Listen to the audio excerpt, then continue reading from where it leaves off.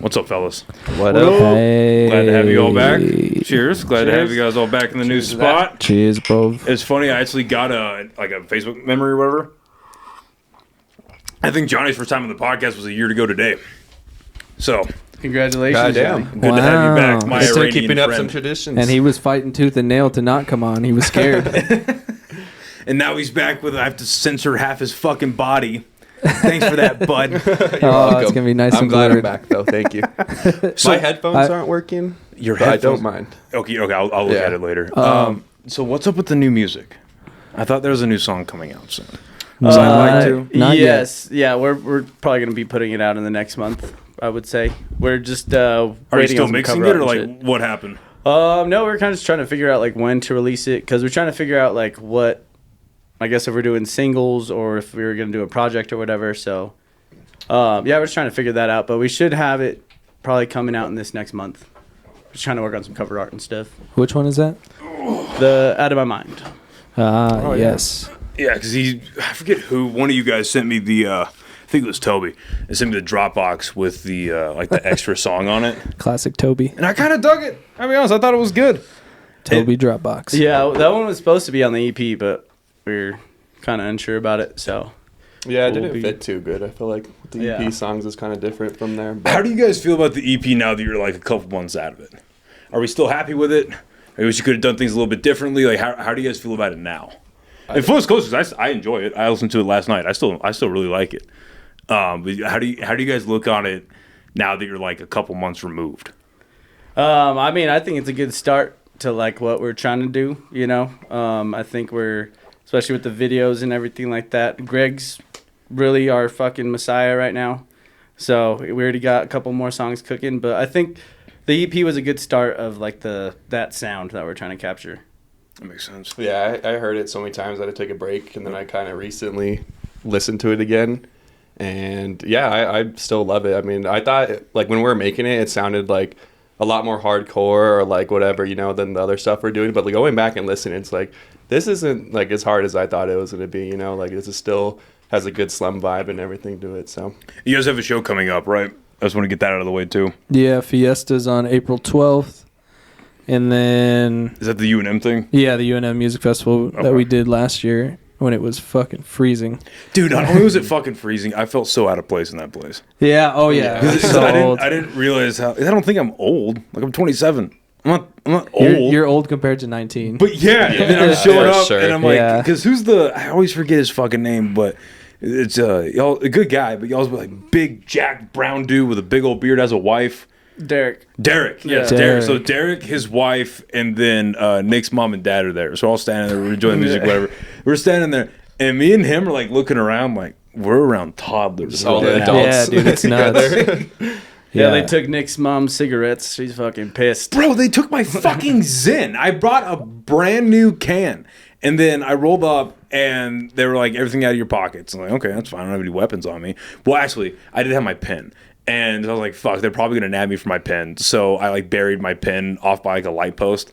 And You buried it? Oh Like a yeah! dog? Oh yeah! I was like, I'm not gonna. This is a brand new pin. I can just clean it, and I'm not gonna lose it. Like, fuck. Right. It's a free pin. It's like, yeah, you got to stash that. yeah, it's for like sure. it's like $50. I'm not gonna go buy it or ask my sponsor for a new one. So I went and buried it, and I was like, all right, well, it's just like it's Zen, it's nicotine. I'm over 21. Like, I know it's a tobacco-free campus, but this isn't fucking tobacco. So I roll up, and then the security guards make us empty our pockets, and they're like, yeah, you can't bring in your nicotine. I was like, why not? Like, because we said so. That's what he said. I was like, said so. and I was like, what? Fuck you. Just like, all right. So then I was going to just open it and just like stuff them all in my pocket. And then as I'm like opening the can, I'm not making this up. He like maybe like 15 feet behind me goes, don't do it. You're all- Fuck. What are you, my mom? Don't do it. So yeah, they made me throw away my fucking Zins, and I was pissed. It was like $8 down the drain. This episode of the podcast is brought to you by the amazing people over at Chopped Chili. Guys, this is personally my favorite chili brand here in the state of New Mexico, and you can find them online at choppedchilico.com. You can also find them all across the state of New Mexico at Sprouts, Albertsons, Smith's, and a bunch of other stores in Albuquerque, Santa Fe, Las Cruces. I believe they're even down in El Paso now. They sell red and green chili, of course. My personal favorite is this blend of red and green, and they also sell online frozen bags of green chili. So again, go to choppedchilico.com to get yourself some amazing chili today. Now back to the podcast. Yeah, and the fucking weather for unfortunate. that show was garbage. It was nice like the month before. The day after was perfect, but that day it was like rain. It was so cold. Well, I just had snow. straight boogers going down my nose the whole show. Like, Yeah. I'm pretty sure I kept having to like turn around and be like, Yeah, that was a good show though. It turned out good. Yeah, we did better than B.O.B. That's so Dude, true. we did. God, that was so sad. I was about to say, like, you ever think about those, like, early 2000s, maybe like mid 2010s artists, like, where are they now? Apparently they're at college campuses playing songs over their speakers and just hyping themselves up. once he started Dude. handing out like gummy snacks to people, Yeah. I was like, this is ridiculous. Dude, him and his hype man were definitely just so fucking high Yeah. and just trying to get that check. Well, because they showed up like 45 minutes late, if I remember right. And then he got through maybe 2 or 3 of his actual songs. And then he was just playing songs that he featured on for 20 seconds. Yep. Yeah. Oh, dude. Because I used to love B.O.B. He was one of the first rappers that I ever like really listened to, and to see that performance, I was like, this is just tragic. I saw bro. your heart break, Leroy, Dude, because it I was know you were rough. so excited for that, and you're like, I'm just gonna go. Yeah, I "Oh." literally left like halfway through. I was like, it's so cold and this is awful. And as I was walking to my car across Johnson Field, I could just hear him playing Mo Bamba. And I'm like, he's not even on this song. Like, he has no part in the song. He's just playing it for the college kids to mosh to, I guess. And I'm like, I guess when I was 19 and if I was fucked up, I would have had a good time, but not at my current Yeah. age.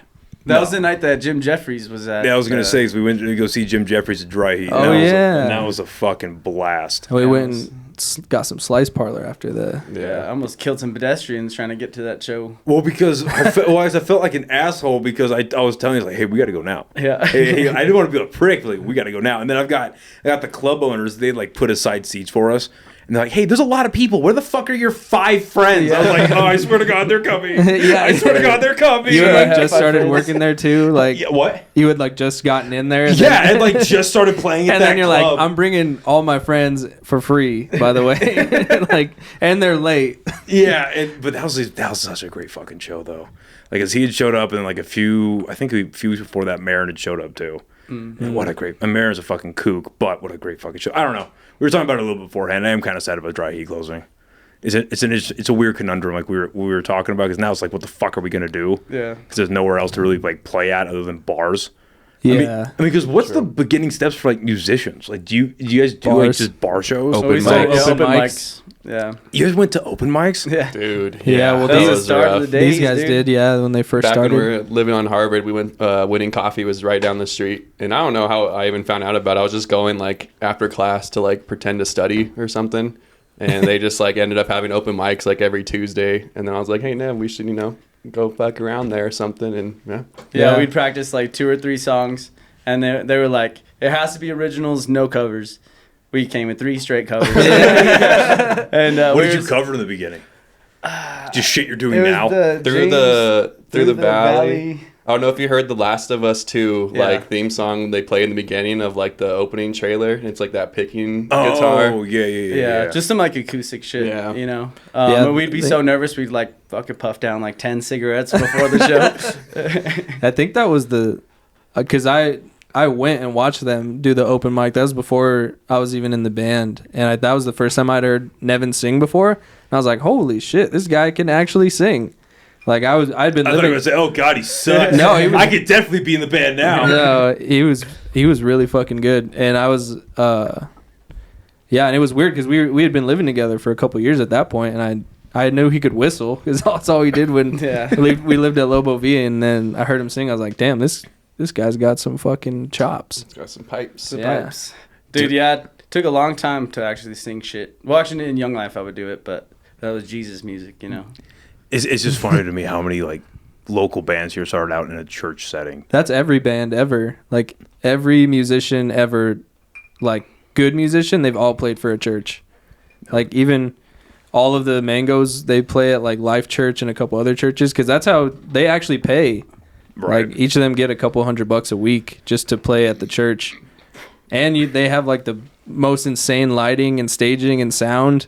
Every single one of them, so it's like a full-on concert. Yeah, I'm It's pretty crazy. sure our first paid gig was at a church that Zach was going to. Oh, in yeah. Germany, and we went and like sat down and played. And weren't you guys getting like fucked up in the parking lot It before? was like 8 in the morning, and we had just like a little thing of vodka, and we're just slamming it right before. I guarantee it wasn't Tito's at that time. No. You guys we It were was broke as shit. Some importers, dude. Some plastic bottle. Yep. We're all faded like, how great Is our God. And in the back, isn't he just fucking cool?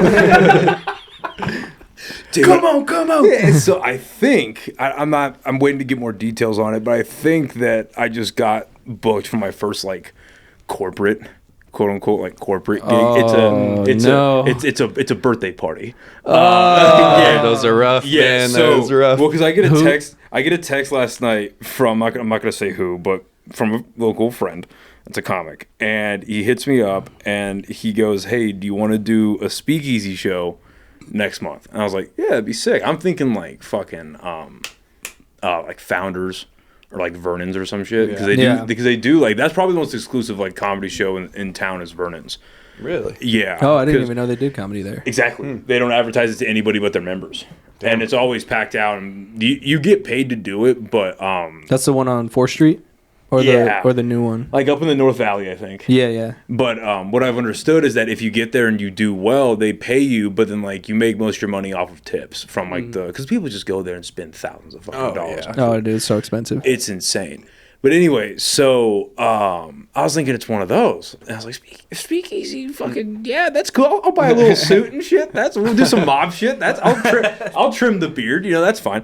And I'm like, yeah, sure. And then he goes, I was like, what type? Like, where's it gonna be at? And he goes, a private party.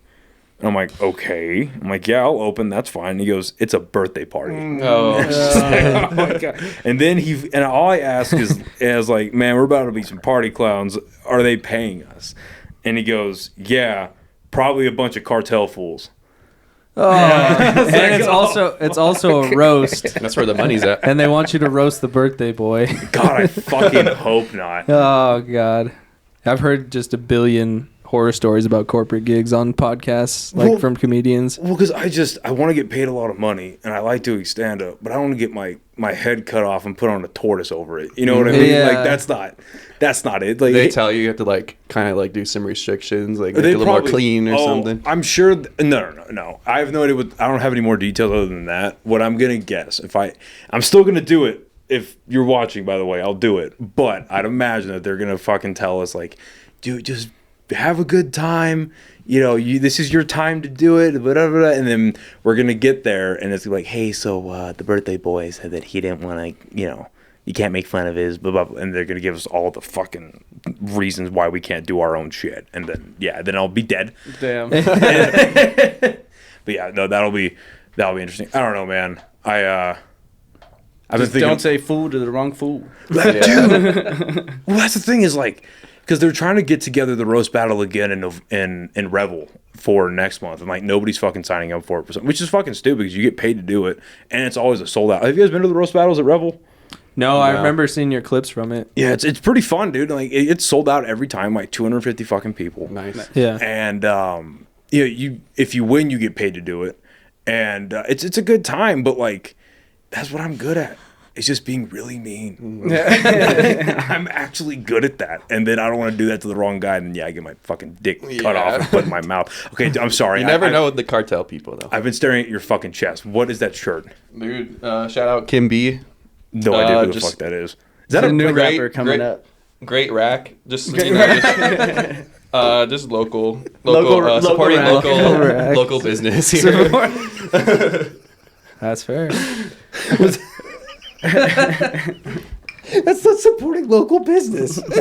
I mean, he paid This for is it. the economy right It's here. like This after- is local economy. You've bought my OnlyFans for 6 months. Here's a free shirt. Is that what that is? Pretty much, yeah. This is. Wait, was it free or did you buy it? No, I bought it. Okay. Yeah, I bought it. That is supporting local business. It is, Yeah.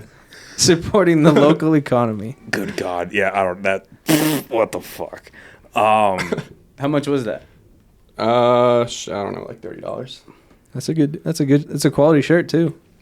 I mean, nice. for a repeat customer, I'm not sure about a new customer. Oh yeah. About that. I'm just kidding. Oh my great. God. Yeah, I just lost my whole train of thought. I'm not gonna lie. I got a little stoned before this, and I lost my whole train of fucking thought. But look, that's why I told you we could have spoken here, because this place was built in the 70s, and the ventilation system is not great. Oh yeah, I would not do that. Well, because I set the thermostats like 60, 65-ish, but the rooms get to like 70. And there's no ventilation.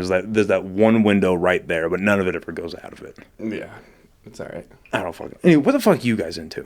You're my friends. I don't have to bullshit this podcast anymore. What the fuck are you guys into? What's on your mind, Leroy? I was gonna say when we first cheersed, you cheers and then you hit the table. Yeah. I saw you do that. Yeah. I've been asking a bunch of people like, why do we do that? I never really got an explanation. I just like was in college and took a shot and I almost drank in. My buddy or whoever was just like, no, you got to hit the fucking counter first or something. Well, I know. Well, I don't know. I think it's a Mexican. It started with like the Mexican culture, and then because that's just what I've heard. But yeah, I only saw it at parties too. Like it's funny. Yeah. So like Lobo Village years ago, like years and years and years ago, me and my buddy, we got invited to like a couple of parties at Lobo Village, and we're like hopping around between the apartments, and we're blasted. Absolutely. And he was from out of town. He lives up in Raton, but like at the time he was already in the military, and he was living in Alaska.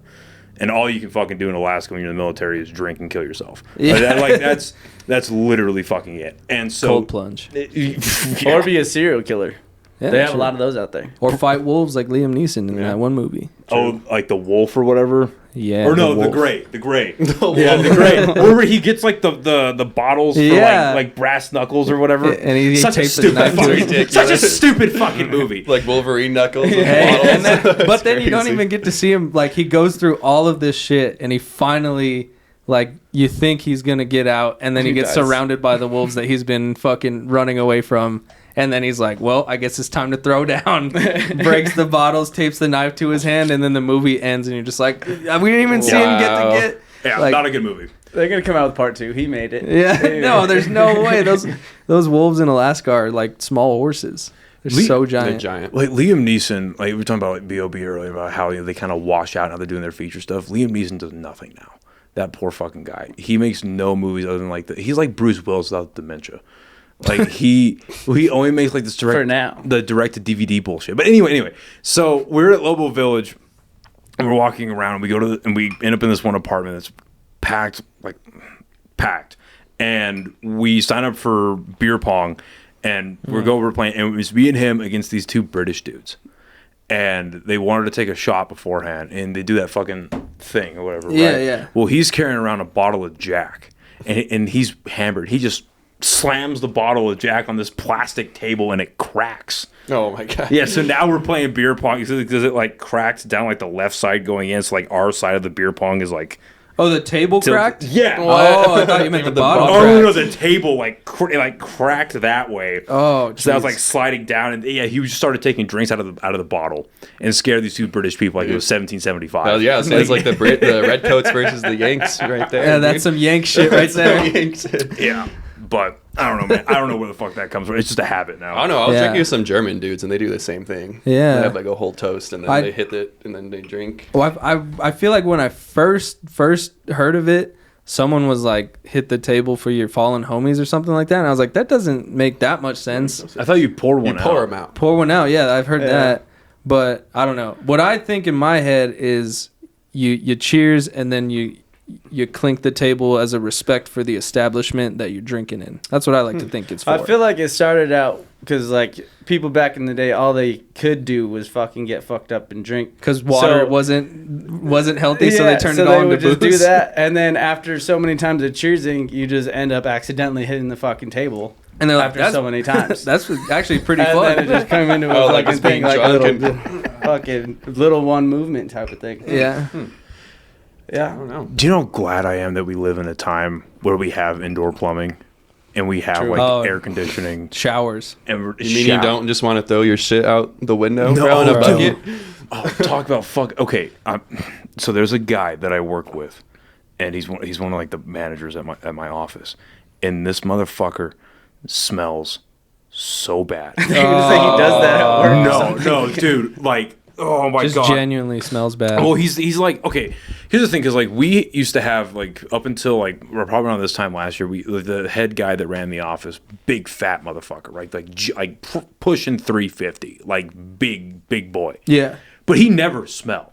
He was just a guy, right? Yeah. Clearly didn't give a fuck about his health. There were a couple of times he had to go home early because he was turning purple. Not making that up. Like a real nice guy. Yeah, well, I mean, as a former and current chubby kid, like when you're chubby and you're trying to make friends, you can't be fat and smelly, like, because you're already down a peg because you're fat. So everybody's in middle school is gonna be like, "Oh, what's with the fat kid?" You can't be the one that's like, oh, you walk up and people are like, "This kid's fat and he smells like shit." Oh. Yeah. So I hardcore shower.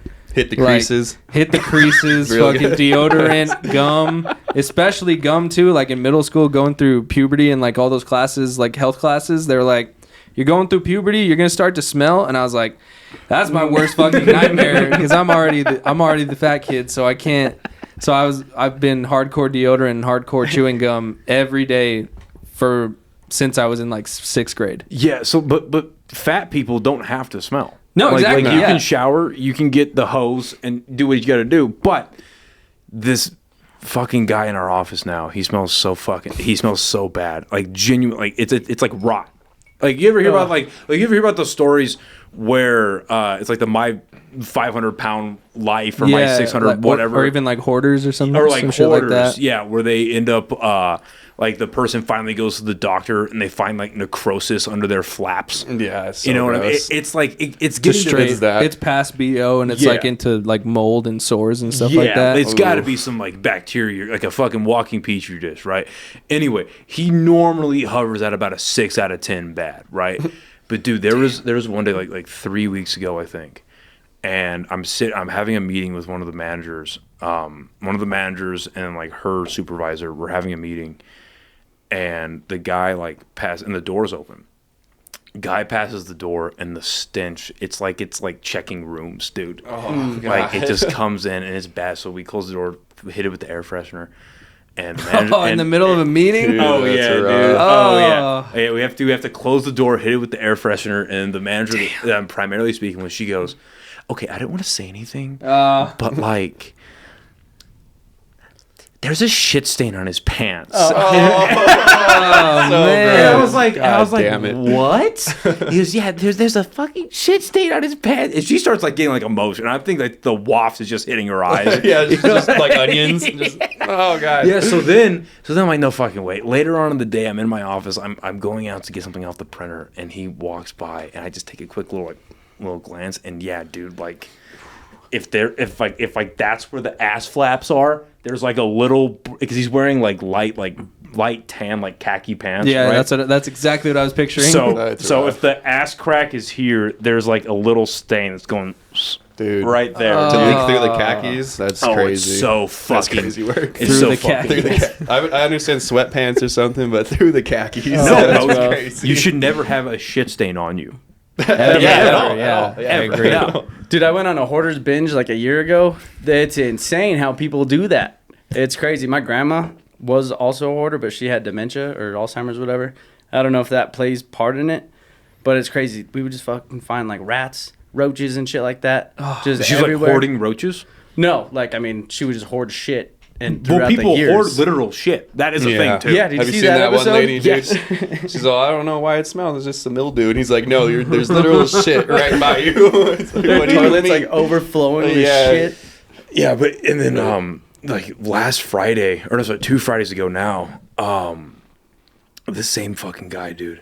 And I hate it. I hate having I like my job because it pays the bills and it keeps the lights on and shit. But I hate having a fucking corporate job. So we were having casual Friday, and he walks in. God. Yeah. Yeah. We're having casual Friday, and he walks in with these fucking torn ass jeans, beat up. And this is a dude that, like, mind you, this isn't like a small company that I'm working for. This is a $22 billion company. Damn. Like, this company is the third largest employer on the globe. Only under Walmart and Amazon. Damn. Yeah. Incredibly big company. Like, we have contracts with, like, Amazon and like a bunch of government contractors like Raytheon and Lockheed Martin and Boeing, and we have like the Netflix contract that's here. Like, crazy money goes into this place, right? And part of his job is he has to go out and meet with these clients. Like, he has to go sit down and like interface with them and take them out to lunch and blah, blah, blah, blah, like all that Wolf of Wall Street bullshit, just like on a smaller level. Schmoozing. Yeah, exactly. We gotta go schmooze some clients to get us the fuck. Like, we're working on a contract for the city right now, and that's gonna be like like $4 million contract or some shit. So he's the guy who's got to fucking talk to these people. He walks in on a Friday, tattered as fuck, and he's wearing this like super tight sweatshirt, dude, for a fat guy, right? Super fucking tight, Slim cut. Yeah. European fit. Slim fit. cuts all over it. And then, you know how there's like for fat dudes, I'm talking like real fat dudes, like how like on their hoodies it'll like fold under their fucking whatever, their girdle. Yeah. They gotta tug it. And TC tuggers. Yeah. Bro, that's been me my entire life. I know it. I know the tug. Yeah, so they gotta do that shit. Well, his fucking, his hoodie's doing that. And then we're all standing out in like the common area of the office having a meeting, and he smells to fucking high heaven. Jesus Christ. And he does this number and literally like Lets it all out. like all of this is stained brown. Oh, dude. Who is this guy? I thought of is hurting fucking my Take it to HR. This is hurting my soul. Yeah, well, I fucking. It's funny because our HR is based out of like Colorado or some some part of Colorado. But they were in town this past week, and she's real nice. But I pulled her into my office and I was like, "Hey, we got a fucking conversation. We got a problem.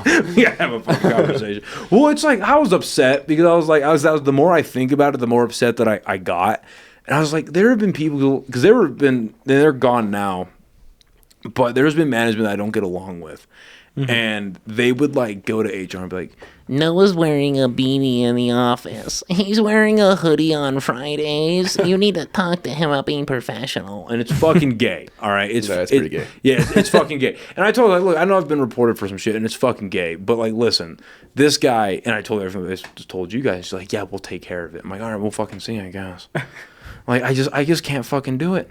I can't do it. Like you guys are gonna have to start going on the road here pretty soon as a band. Yeah. You guys, I hope, would tell each other like, "Hey, you fucking smell." Dude, bro. I'll tell Nick Yeah. right away. The first one gonna smell it is gonna be Nick on the road. Say what you want about fat people, but that's prime American culture right there. You know, we got 1,000-pound sisters. Isn't that show? 1,000 Honey pound Boo Boo? something. Yeah, Honey Boo Boo. Fuck I mean, that. that's prime Fuck America. Who's the dude that like doesn't have a neck and he's just like that the whole time? He's like a real estate broker now.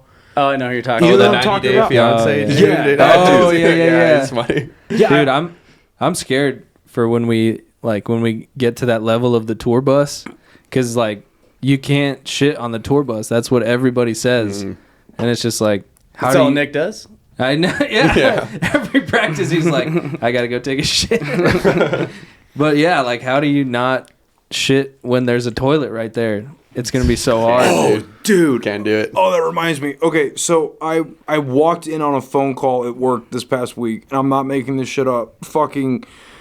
So we have some because we're a security company, and we have some fucking like mining site over in like Shiprock or some shit. It's one of the reservations, and literally it's so easy. They get paid like $18 an hour. It's not a lot, but like. It's so easy. All they have to do is sit in a company vehicle at a gate and stay awake. Yeah. It's in the middle of buttfuck nowhere, so nobody walks out there. No one's going to harass them, but they just have to be out there and sit. That's it. And there's like, and they know this. There's like a gas station like 10 miles down the road that if they need to go take a shit or take a whiz or whatever, you can go there, buy drinks, energy drink, whatever. So the client the person that we work with fucking emailed us and was like, hey, we don't know what's going on, but we haven't checked the cameras yet because it's your job. But one of our fucking guys went to the site yesterday and there was human feces around the fucking site. What's going on? And we're like, what the fuck? So I walk in on the beginning of this phone call, and the manager's talking to one of the fucking guards, and she's like, hey, this is blah, blah, blah, blah. So we've been getting these reports, it's very concerning, that someone has been defecating on the site and around the company vehicle. It leads us to believe that it's one of our security guards. There's only 4 of you there at all. So do you have any idea of what's going on? And the first thing out of this guy's mouth is he goes, well, there ain't nowhere else to take the bathroom at. It's definitely that guy.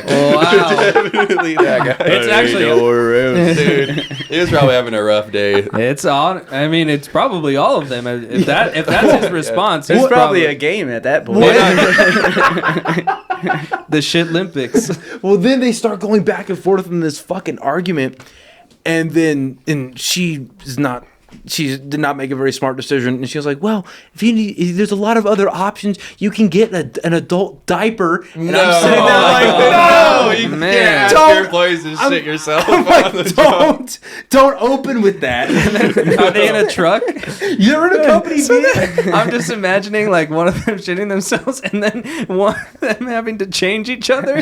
So they just put the bed down and lift her like so. just Their wipe wife her would put a new diaper on each other. That's ridiculous. God damn it. Well, because she goes, yeah, you can get an adult diaper. There's a gas station down the road. I'm sitting there like, lead with that. Yeah. Lead with that the gas station. But then they start arguing, and the guy goes, well, if I shit in the company vehicle, it ain't my fault. Oh my God. Fuck. Dude, this guy. Who is Damn. this guy? Get him on the pod. But yeah, it's Yeah, just, give him a shovel. oh my God, yeah. That's honestly, Dig a yeah. hole If they're out gonna be there. shitting out there, might as well just Dig at a least hole. dig Yeah. a hole. They like fertilize the area, right? Yeah. Yeah. Like, I Bro, don't when we were, Matt when we were Damon filming style. the music video for Deadbeat, we were like at the skate Oh park. God, I know you're going with We were this. at the skate park and yeah. we were like setting our shit up, right? And then we were like, what the fuck is that smell, dude? And the whole time for like 20, 30 minutes, we were like setting up everything. We turn around, and right behind us around this bush is massive pile of shit. And just a sock. And just a dirty sock right Oh, there. dude. God damn it. Well, fuck. much like the scenario that the security guards were in, ain't nowhere else. Yeah. Nowhere else. They were at so the was it a skate park. homeless guy or was it one of you? It was a skater, bro, for It sure. was a skater, yeah, for sure, a skater. Sure, skater. Skaters are savages. Oh, that's fucking disgusting. Yeah, I don't know, man. Like I've made a couple of wrong turns down First Street near the highway, and then just seeing all that shit, I'm like, man. Out by the bus station? Yeah. Or the that's train bad. station? No. So there's that, but then if you go, okay. So there is like. Oh, you said by the freeway? like I-40. Oh, yeah, by the That's by right by Rio the Bravo. shop. Yeah, Yeah, Rio right by the Bravo. shop. Yeah, like we're all like basically Under- where that giant tent city's at, Mhm. and then God, just the open fucking just shitting everywhere. Yeah. The fentanyl use. I saw motherfuckers stripping copper, bro. Yeah. In Well, the that- open, in broad daylight. It's like God, we are doing nothing about this. Yeah.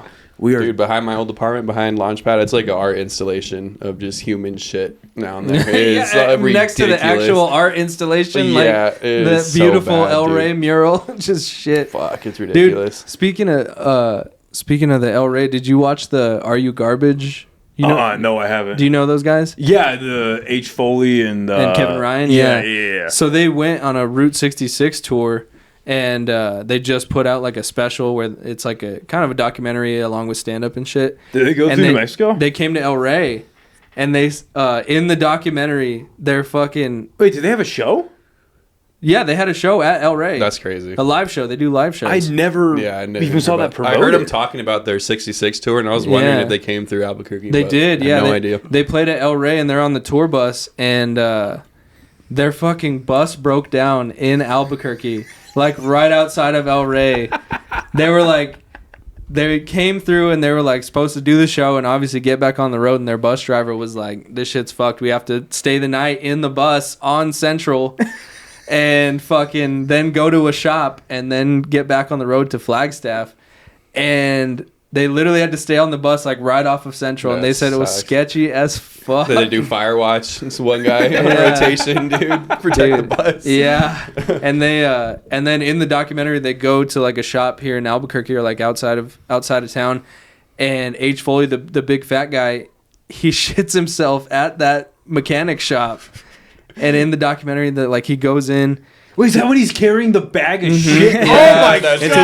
It's his old clothes. Oh my god! Because I heard him talking about it. It just shows him. It just shows him going in and like knocking on the bathroom door, and he's like, and it's one of their guys that's in there, and he's all, "Hurry up!" But apparently he had already shit himself, and then he comes out with the bag, like, and then they go back to it, and they're like, "Did you shit yourself?" And he's all, I don't know what you're talking about. And then they show the camera footage of him walking with the bag from the entrance to the dumpster. Oh my god. And then they just had to go straight to Flagstaff after that. Jesus Christ. Yeah, no, I'll check that out. Things I did not know they actually stopped in fucking Albuquerque. But yeah, I don't know, dude. Because now that I've spent a little more time in downtown and having to go to Safe House and all that shit, I look around like, what the fuck do we do about the homeless people? I think about this a lot more than I probably should. Someone had an idea about giving them all shirts with your brand That on was it. me. Not a bad idea. Like Uncle, They're standing there his anyways. Name, Uncle Laser, he got his merch. Yeah. his merch Stolen. the trailer broken into in Santa Fe, and all Yeah. the homeless down Yeah. there are wearing Uncle Laser merch. That's what I'm saying, dude. Just give them some free shirts. Well, because you can't. They get fresh new clothes and True. your brand's out there. Well, because you can't put them in like public housing, because then it turns into fucking. Have you seen that movie Dread with Carl Urban? Or from like That movie's crazy. Yeah, from like 10 years ago. Have you seen that movie? It's fucking. So basically, what it is it's about this like super cop, right? I think like kind of like RoboCop almost, and he It's badass. It's fucking it's fucking kick ass. And the whole point of it's a stupid fucking action movie. But the whole point of it is him and his new partner go to like, so it's like a post apocalyptic world, and like the world's trying to come back, and there's just these giant like skyscrapers Projects. where people live in, right? Yeah. And there's one that's like the projects, and it's riddled with drugs and just fucking every type of crime under the sun, right? And there's this chick, which already makes it unrealistic because the chick's running it, and the chick is running like the crime syndicate, right?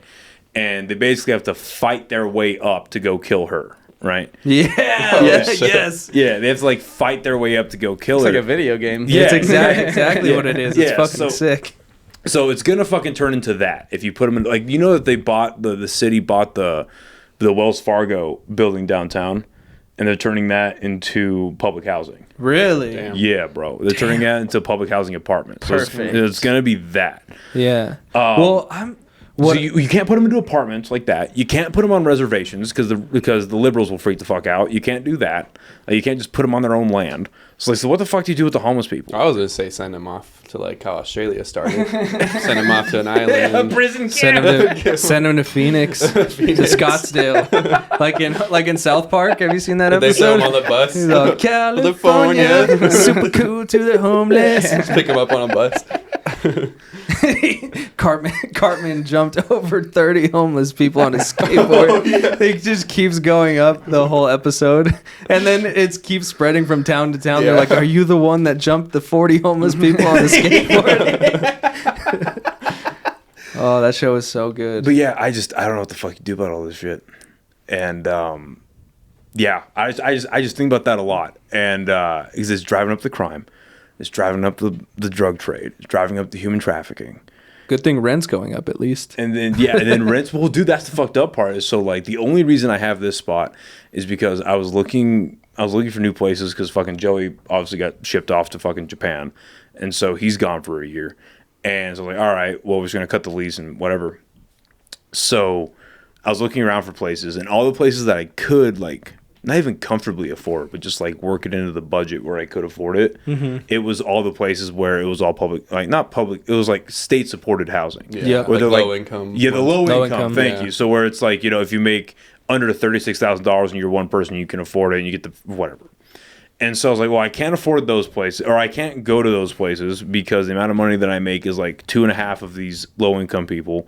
But then if I go to other places, I can't afford their shit because it's like at least $300 over my budget, and they want 3.5 times the rent or 3 times the rent.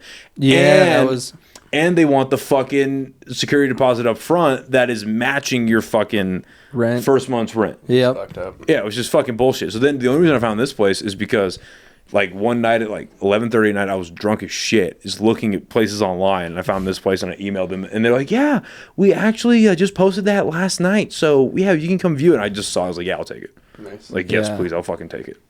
Yeah, that's fucking rough, dude. Even the apartment that Josie was living at, Jabez also lives there, and Lillian lives there, and T Baby was living there, and Alex there, the Mango Cakes like horn player, keys player, he was living there at one point. And it was a pretty shitty apartment, like Louisiana and Montgomery. It's called Milo. Awful management. Josie, like her apartment, their apartments are nice enough, but the management was awful. The spot was just kind of sketchy, and they're still paying like $1,300-1,400 a month for one bedroom That's crazy. in an apartment, bro. Wait, Yeah, that's crazy. what? Yeah, $1,300 a month for one bedroom? apartment, like shitty apartment. I feel better about this Terrible. place now. Holy fuck! Yeah, this is a no, 2-bedroom, and I'm dropping like $970 a month. Yeah, but I mean, I guess it was not in like the sketchiest neighborhood. It's like next to the golf course, like Louisiana, Montgomery, like the golf course is right there, Arroyo del Oso. So like the area is fine, but the apartment complex was, I guess, pretty calm. But still, it's just like an Yeah, it's apartment fucking for rough, dude. $1,400. It bro. sucks that Albuquerque is probably the cheapest place you'll find somewhere to live, and it's For still real. like that. You know, Yeah. or to Austin or wherever, you know. Got to go to OKC. I went there and they were telling me like it's actually significantly Reasonable cheaper still. in OKC. Yeah, Yeah, but that'll get washed up too because everyone will Yeah. find out about it and just move out there. That's what fucked up Nashville. Yep. Like 4 years ago, that's what fucked up that place is everyone started moving out there from from California and New York. They just picked that place and like, all right, well, music hub, a lot of places to drink, Yeah. low crime rates. We're gonna go there and just jack up the rent prices. Nashville would be sick. I mean, Tina just went there. Ezra just went out there. There's gonna be some Conex for true. the slums. It's gonna Yeah. Yeah, be, we really got to we're get gonna out have to there go for sure. country. Might have to. Slums go country. Yeah, Nick's gonna fucking hate that. He's already the dating, singer. He's already dating a black girlfriend, all right? He can't. Can't go anymore country. But yeah, I don't know. Well, because then the insurance thing is what's really apparently is what's going to jack up what is jacking up the rent prices here for both commercial and for residential. It's like when you're paying rent, you're not just paying obviously like the mortgage or whatever on the place. You're paying for the fucking insurance. You're Yeah. paying for the HOA. You're paying for all that bullshit. Yeah. So as the crime rates go up, that's going up. And like I'm trying to get this guy who's running for mayor on the podcast here pretty soon. And Is it Nate? Nate Sierra, dude, we need to get Nate on you here. should That'd get be Nate great. on the podcast. Wait, who is it? I have a homie Our- that he's just he's all our friends went to high school with, but he is like The- he's been steady on his political career for. Is he like, running for years mayor? now? No, he's just trying Soon. to. I think just he might start running for like city council or some shit like Yeah. that. But what's he's his last name? Sierra. Sierra. Oh, he okay, I don't is He's in Sandoval County, so he's gonna start there. know. Okay. Yeah, Dude, kind of get on like a chair there. he is like the political guru for me at least. Like Yeah. he's the only political like person that I follow, and I'm like, this guy makes a lot of sense. Like he really every day is studying and learning just political science shit. And Yeah. I'm like, he's the truth. You got really is. You honestly should have him How do you on. spell his last name? SIERRA. Nate Sierra Enchantment _ Nate. This guy Yeah. with all 300 of his followers. Yeah, he'll get elected. Yeah, dude. Dude, he's trying. Nasty Nate, bro. I'm It's voting so for Jesus it. only had 12 followers, dog. It's Yep. so crazy. Yeah, he actually Not went up. wrong. He actually went up 280 in the last month. But yeah, it's so crazy where Nasty Nate's come from because he used to be like a football player, wrestler, and he was a crazy ass dude. Like he was just a straight up psychopath. The psycho Maniac, for dude. sure. Yeah. Yeah, like And if he would try to outdrink you and then try to outdrink you, try to outsmoke you, like the most competitive, intense guy ever. And to see where he's at now, like an actual like Respectable member of the Yeah, dude, he's got Yeah. a family now. yeah, and he's a family man, dude. It's fucking awesome. he just wants the betterment for New Mexico. He really does. Yeah. He just wants the betterment for America. Yeah. You guys making up this word, betterment? No, That's a real word. that's All right. yes. All right. Yeah, I don't. Webster. Well, because what's his name? Keller is running for re-election, Timmy, and I don't. that's my boss. I don't see that working out very well for him. He's already fucked up Albuquerque pretty well, but I don't see that working out well for him. But then on the other hand, it's like the Republicans don't know how to, in this state anyway, don't know how to run people properly. They ran the fucking weather boy last time. Yeah. And he fucking, Oh god. yeah, and he floundered. What was his name? I was Ron talking Ketty. about Ron Ketty, bro. Ron Mark Ketty, bro.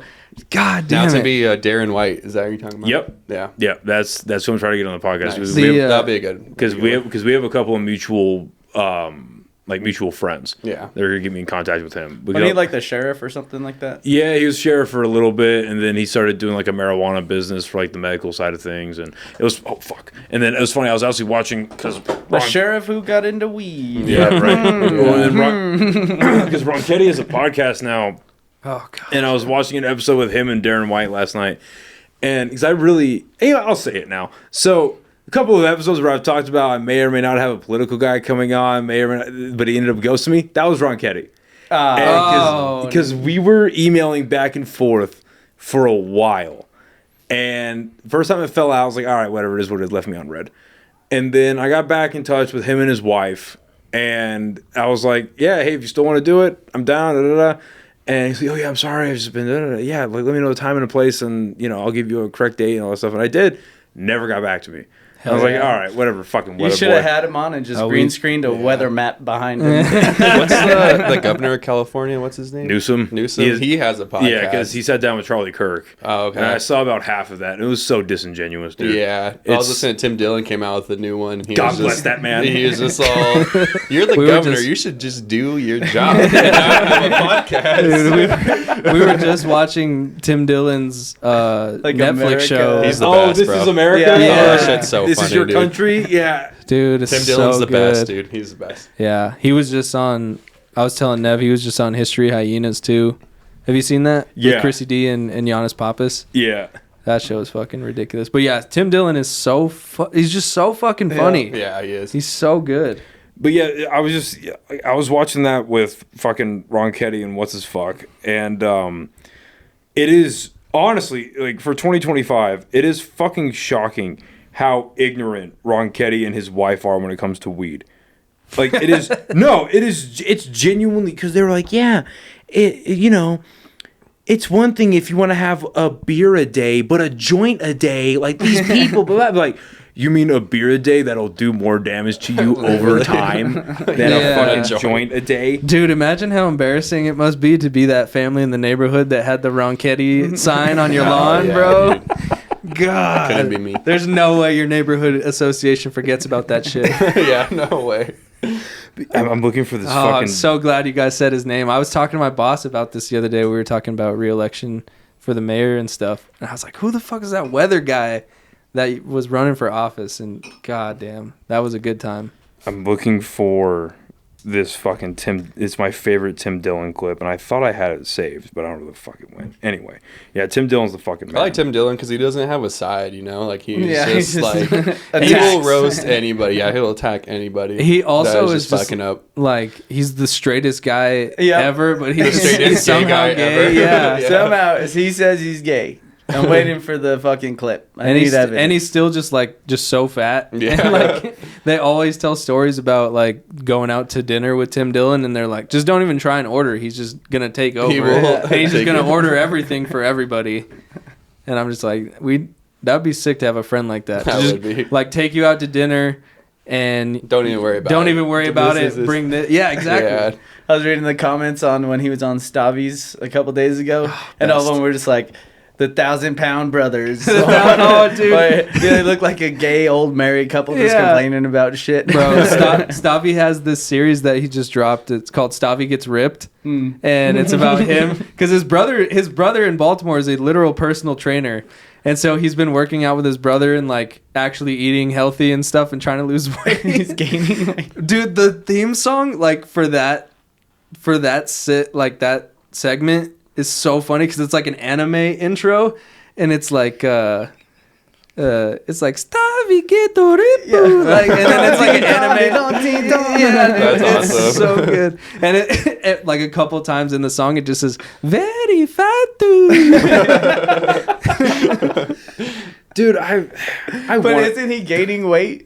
I think it's episodes that they filmed last year when he was like took a break like from touring and stuff. Yeah. But yeah, I think he just now he's back at his regular. I think he said he was gonna release it as like a comedy thing because he's gaining weight the whole fucking time. No, he That's actually loses weight in it. He's only had a couple episodes and he's lost like 30 pounds in it, but this was last year. So I assume he just like lost the weight and then immediately gained it back, going back on tour. Dude, his new movie was great. Let's Start a Cult. Was it so actually? I It need to was. see I it. it's loved fun. it. It's I funny loved as it. shit. Is Have you seen it? It's really good. No. You gotta watch it. You would like it. It's just stupid and Is it on funny. Hulu or like? Hulu, yeah. Okay. Yeah, you gotta watch it. It's fucking he's funny. He said there's a couple of scenes where he's running in it, and they said like he's like sprinting, and they said when they filmed it, they're like, "You're moving too slow," and then he's like, "Well, that's as fast as I can move." So in the movie, they speed it up like two times speed to make it look like he's running normally. That's hilarious. He's so fast, And and so it looks slow. normal. Yeah, it's crazy seeing the like how comedy is just like exploded now recently, like Kill Tony and all that. Like, Dude, it is Kill blowing Tony- up. Every podcast, the bro. whole game Every has comedy changed. podcast is Well, nuts. So I just canceled my Netflix subscription because I didn't want to pay $25 a month for some shit. Jesus, that that's I- what it's at right now. Yeah, because for the highest tier of it, it's $25 a month. And I was like, I don't want to pay that much because I don't want. If I'm paying, here's my thing: if I'm paying for something, I don't want fucking ads. Yeah. Yeah. Like on principle, like Right. I think it's fucking retarded to be paying for something and then still get ads. That's why I'm never gonna pay for YouTube.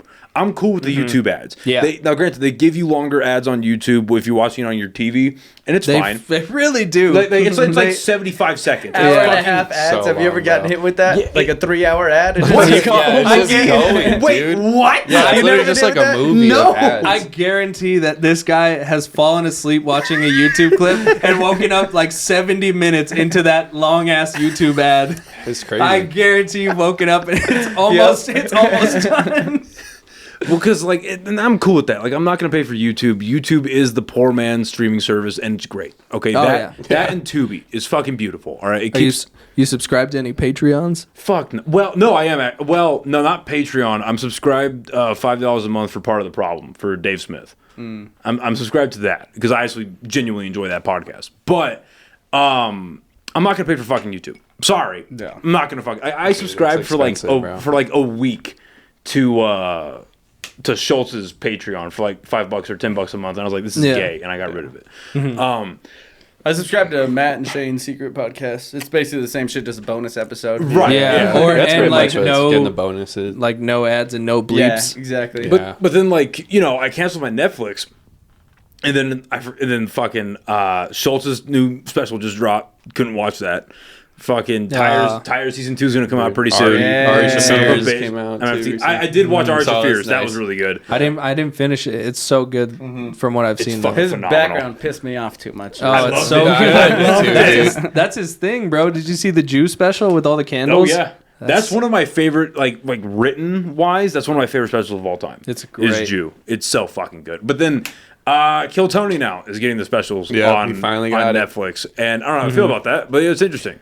Wait, what's happening? So they just signed a multi-year deal that's gonna be like 3 Kill Tony specials on YouTube, and then What does that mean? Like I'm Madison Square Garden? I'm type of assuming thing? it's gonna be Madison Yeah, the Square big Garden. ones. Like the big arena shows are gonna be on Netflix. Madison Did Square you watch? Gardens. Did you watch the Dr. Phil on Netflix? Yeah, it sucked. Yeah, it really wasn't good. It It's was just like a YouTube. Yeah, video, it was good you for know. 20 minutes, and then when they brought out that fucking what's his name, Jeremiah, it brought him out as Gollum. It's Yeah. all right, Yeah. Actual Dr. Phil or Adam Ray Dr. Phil? Adam Ray, Ray. Dr. Oh, Phil. okay. Well, he Wasn't that bring good? on Netflix for the Netflix special, he brings actual Dr. Phil. That's like the thing. It's called Dr. Phil. But he was Unleashed. only there for like 8 minutes. Yeah, he's only at the For sure. beginning. Damn. The intro of him coming in is epic, but then it falls apart pretty quickly. Yeah. That's Oh, honestly man. like the worst episode of that show. Yeah. Because that show is amazing on YouTube. Yeah. But yeah. But then That's how great. much of it too is like it's on YouTube. It's very accessible. It's free. Yeah. It's easy to get into. You're not paying for it. Yeah. And then when you're going on to Netflix, at least for me anyway, I'm like, okay, this is going to be better than what I'm used to. And it that's- was not. And it wasn't. And that's how I think Kill Tony is going to be. Because Yeah, here's my probably. thing with Kill Tony.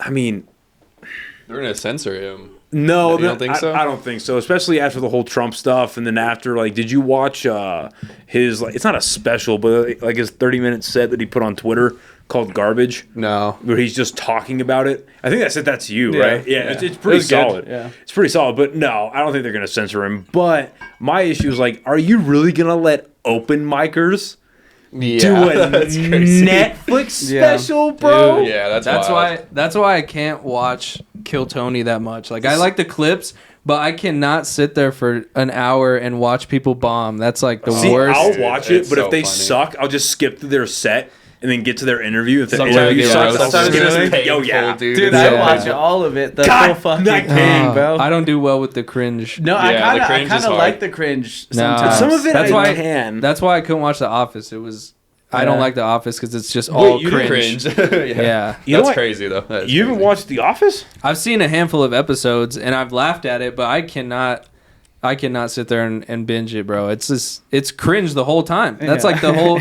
that's the humor that the show is. It's just cringe. What do you enjoy? I like silly goofy shit. Like I don't like That's the- Brooklyn Nine-Nine. Brooklyn Nine-Nine. That's pretty good. Yeah. New Girl. Like Of course you like New Girl, Yeah. you fucking fag. best show of all time. Yeah, Dude, but him and Toby love New Girl. it's the best. They love it. But yeah, no, Jake Johnson is the funniest person who ever lived. I don't know how well that's gonna go for them on Netflix. And then it's gonna be Hinchcliffe's gonna have another special on Netflix. Yeah, I saw that. So we'll see how that Does he fucking have a turns out. special already? He did, but it got taken down. And I've asked around to like my comedy friends that are like more or less connected to like Kill Tony and all that. I'm like, hey, what the fuck happened to his special? And nobody really knows. Yeah. Because he talks about how like, well, it's like a syndication deal that got taken down. Other people talk about how it sucks so bad that it got taken down. Like How does that really make sense for Netflix to do that, though? I mean, it's already free on YouTube. because of how big he is. Yeah. Kill Tony is the There's more reach. Yeah, Kill Tony is just the biggest fucking. Yeah. And then if you notice when they put up the post, they tag Drake. So Drake is going to be a guest on the first Kill Tony. But the special. other thing is that So Damn. they're probably going to get they're probably going to get huge guests that would never like lower themselves to a Netflix show. But the arena Yeah. shows are always the worst shows. I agree. I mean, I feel like the audience is gonna get a bad interpretation of what like Kill Tony actually is, you know. But I mean, Well, it's I for the assume- money. They'll probably do it at the mothership. Yeah. No. They keep it true. Well, for no. Dr. Phil, they did at the Comedy Store, which is where it started. But that's also the Comedy Store. Louis C.K. filmed his special at the Comedy Store. It's on Netflix right now. yeah. That's the Comedy No, Store. I agree with Is you. They're the going to do it mothership- at the big Yeah. arenas, HEB. Which- Well, because Yeah, think about it which like ones? this: they're doing a special, or they're doing a big show at the O2 Arena. You think Netflix isn't going to look at that and be like, "Hey, get that on our program"? That's the biggest arena on the planet, outside of like probably something in like Dubai. Not that- Madison. No, Square dude, Garden? O2 Arena is bigger than Madison Square Really? Garden. Yeah, Where's O2 at? London. Oh, okay. Yeah, I can't wait to play in London. It's gonna be cheerio, bruv. Bro. Bruv. Dude, if we but get... think about it like this, right? So you bring up that like people are going to get the wrong impression of Kill Tony. Yeah. Right? That's how I feel about seeing comedy in like big amphitheaters or big like arenas. Now, I've never been to an arena show. I've never been to an amphitheater show. I'm sure it's a lot of fun, and I'm sure it's great if you're in the first like 15 rows. But then when you get all the way back, it's like, I mean, I've been to plenty of shows at Isleta in the fucking lawn. yeah. You know what I mean? It's like, it's fun, but Yeah, it's those are lit. fun if it's like, it's a band that you enjoy and then your friends are getting fucked up with. Yeah, Right? and you can like if it's songs that you know, like everybody in the whole Right. crowd is singing along. Like that's Right. that's what you go for. Is Right. That's really what a show is. At the end of the day, throw is up. like people go to hear songs that they know and that they can sing along with. That's literally the best part of a live music show is singing your favorite song Yeah. with 1,000 people. Right. Like that's really the true most euphoric feeling ever is like I can scream this as loud as I can and nobody can hear how bad of a singer I am because they're doing it too. There's so many people that it sounds amazing. Right. But then you go to a comedy show. Yeah. Yeah, then Like the best comedy just shows no will one's hitting always the be lines. in a club that is blacked out with low ceilings.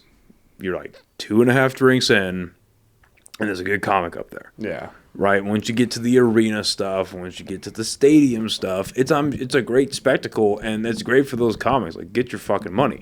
I want to play an arena one day. Like, that's great. Get that fucking money, son.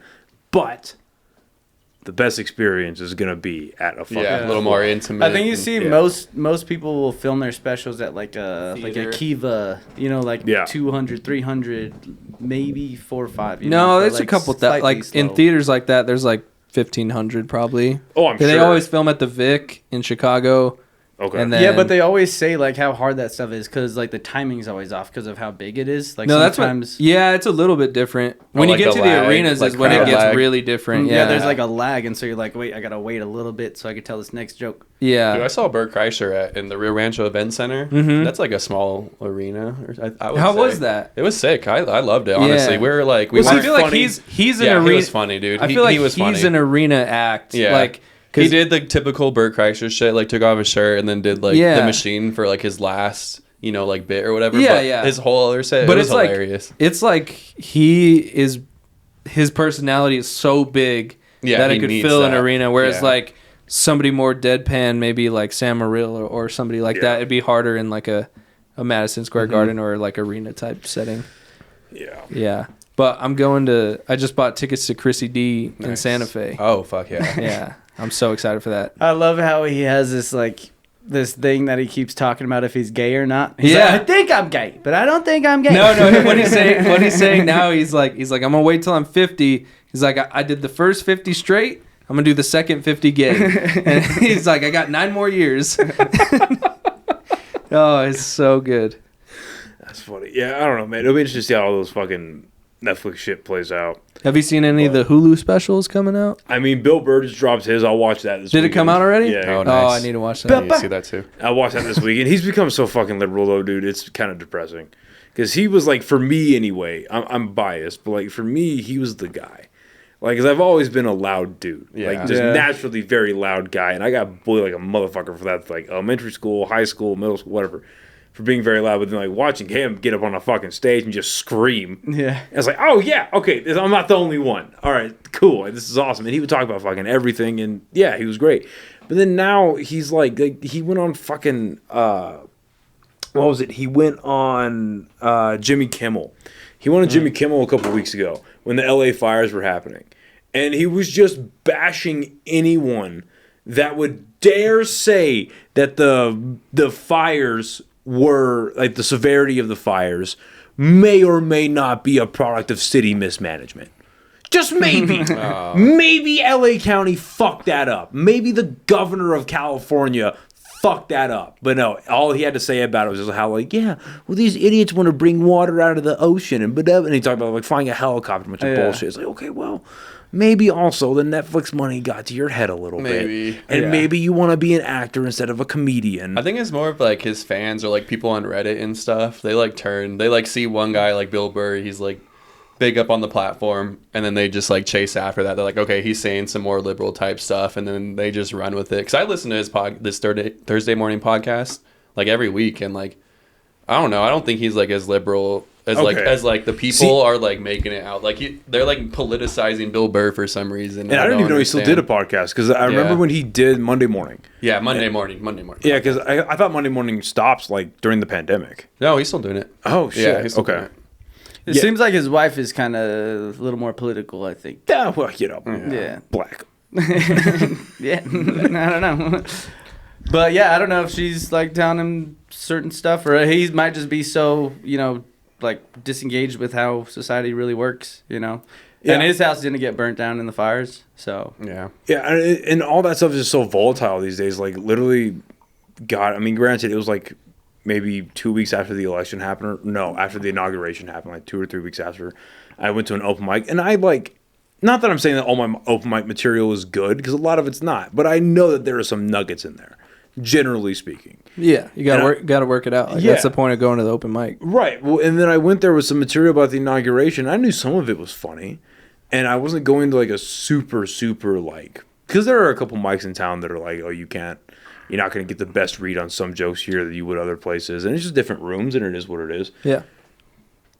The moment that I even started opening my mouth about political shit, you could just feel the tension in the room. Oh, I bet. And people are just fucking angry about the shit. It's like, what the fuck is going? Can we not joke about this stuff anymore? Is Right. this not funny? Like, I thought we were here to have fun. We had to just like, and then like, seeing like other comics, like other shows try and do political shit these days. Like this dude, he's up in Denver, but he'll come down every now and again to do shows. His name's Josh Kenyatta, and I've seen him do. Like, he has an RFK bit that he does really well with, and he has an RFK one and then a Trump one that he does really well with. Like, it's towards the end of his act. He did that a couple weeks ago, and it just died in the same room that I've seen him kill it at. I'm like, oh fuck! Like, I think that this shit is just fucking volatile now. You can't really talk. He's like, what? Like, why the fuck not? This is the time to do it. Stop being mad at the Orange Man and just have fun for an hour. Yeah, that's literally what comedy's for. Is Social to make media's fun got of all the people- serious shit. Social media has got people so split up. Yeah. And just wanting to fight against each other, dude. True. That's the beautiful part about music. Yeah. We don't gotta worry about that for the most part.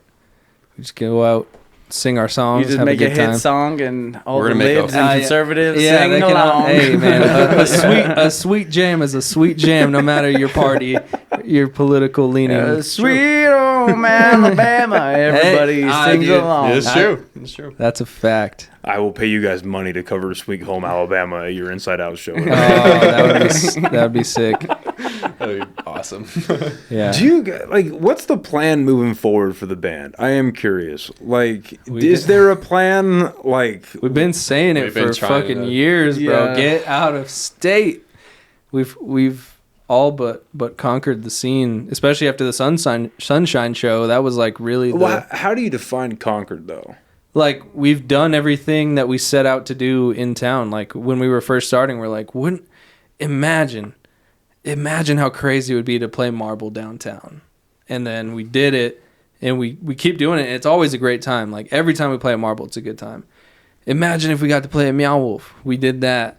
And then for the last like 2 or 3 years, we're like, we gotta fucking go to Sunshine, bro. We gotta get into Sunshine, and we finally did it on. Literally, that was like the luckiest thing. Shout out to Barney for really pushing for that, and he helped us out a lot. 2-day notice. 2-day notice. So show was already sold out, so it was like that was a bummer because we couldn't really get like our people in, but which honestly helped us out a lot because most of those people had never seen us. Right. So it was like 100 followers immediately, like Nice. after the Sunshine show. And now it's like, so we opened for a big band at Sunshine. Now it's like, we got to get on the fucking road. Yeah, we do. Well, because I just asked too, because it's obviously it's different from music to stand up. Because like for stand up, it's like if you play at a place, like okay, you got one spot there. Are you going to get rebooked there? Are you going to keep doing spots there? Are you going to keep getting Are you whatever? going to be a regular? Yeah. Right. And can you keep going back there? How's that for music? Like, can you keep going back to Sunshine? Are you like now on their docket of like bands they can pull from if you've done well there? Hopefully. I think that's Yeah, what we hope. hopefully. I would love to Yeah. keep playing All Sunshine. this, That was the sound guys said they liked us, So like right after we finished the set, they like dapped us up, whatever. They're like, y'all killed it. You sound like a main performing kind of act. And so I mean, I don't know if it's the sound guys who give any kind of input into that type of decision, but yeah, hopefully they know our name now and they can like consider us for. Yeah, for or they can Yeah. count on us, to Right. show up and have that crowd engagement and everything too. that Yeah, we because did. we Yeah. fucking put on a great show. Yeah. we really do put on a good show.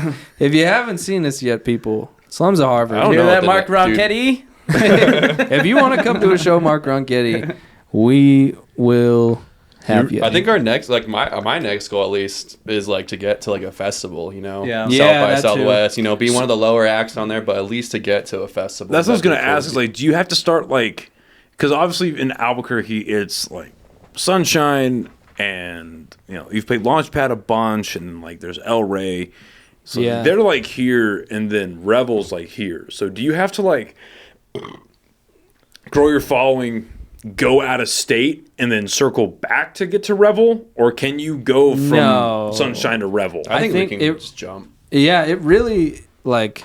You see what I'm trying to ask? No, Yeah, I mean, yeah. it really, honestly, it just depends on luck. Like, Yeah, what band is that's all it coming comes through? down to. Are they bringing their own openers? Are they looking for local openers? Because most bands that come through Sunshine and Revel, like, they already have their tour set. Like, Yeah. their Probably openers. 70-80% of people that come through already have. There's no slot for opportunity. Yeah, Right. exactly. So, It's because of record labels, right? From what I understand, it's like the record labels are pulling from their Yeah. own group of and people. they who have are like Yeah, a yeah. set tour that they all go. Yeah. I don't know Yeah. if someone Yeah. from So the Bad o- Sons. the They might opening have band- like an up and coming band that they want to get bigger, so they'll yeah. attach them so onto like, this tour. So Bad Sons, that show that we played with them, that was their, like, they only did like 4 shows. It was their 10th anniversary of their first album. That was their little tour for that. And then immediately after they did those 4 shows, they went on tour with Phineas, the Billie Eilish's brother. Oh. He's like a really big like pop artist too. Oh, man. And so they were opening up for Phineas for the past like month. And so they were like, us opening for them, we're like, that was fucking huge. I can't believe we just did that. And then that was just like a normal Tuesday for them. Yeah. Right. And then they got to go play for Phineas on like a national, I assume, like stadium theater tour. So that for them was similar to what ours was for Sunshine. Yeah. So it's like you really are just trying to latch on to somebody to help them. That's Yeah. what's I feel like that's what's nice about comedy is like all the comedians go to the same place. Whether no matter how big you are, everybody's still going through the store, going through the cellar. And if you can get in there and somebody sees you, they bring you on tour with them. Whereas like for us, people are only in Albuquerque for one night and then they're off to the next city. There's Yeah, nobody. they already have And I don't something even know lined how up. much it is like that because like we couldn't even talk to the Bad Sons. Yeah, Like, they have the green room underneath the stage, and we weren't allowed to even go in the green room.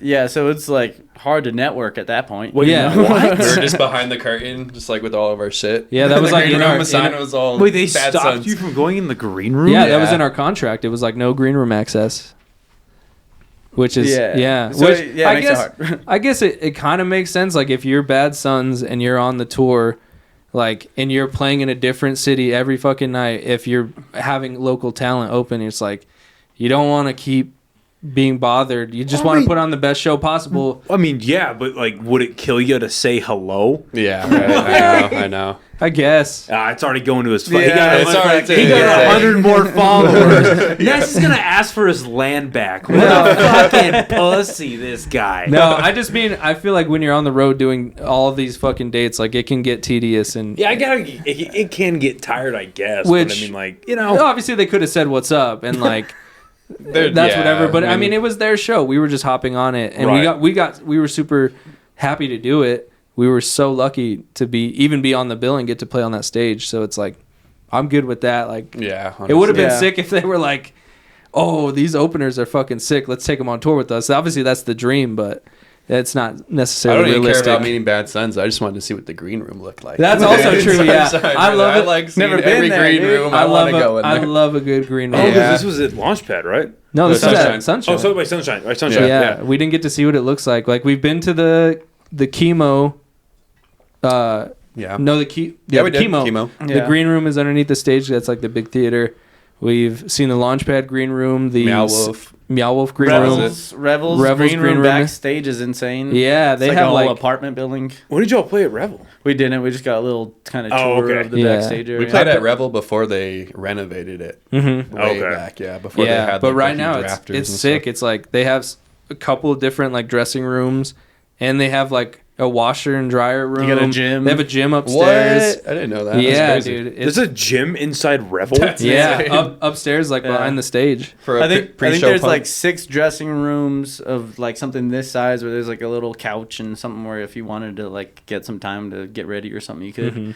And then there's like Which a is- big bathroom where which you could is shower and nice. stuff. That is real Yeah. nice. They built it for big touring acts, you know? Right. So like you could drive. I guess it's one of the only like venues besides Isleta to where you could drive your semi up to it and literally back it right up and make it super easy to offload everything. Right. So they try to make Revel like very convenient for national touring acts. They built Yeah. it for the groupies. yes. Casting couch in the green room. Yeah.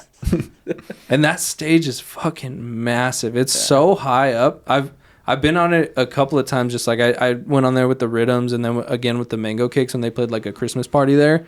And that stage is so fucking high up. It was like terrifying, honestly. Because most of the stages we play on, like at Launchpad and Inside Out, they're like a couple feet, a little bit of a raise. But that one's like a full size. Like Damn. 8 I'm like, feet. I was like getting woozy up there. I'm like, am I gonna fucking like fall off this shit?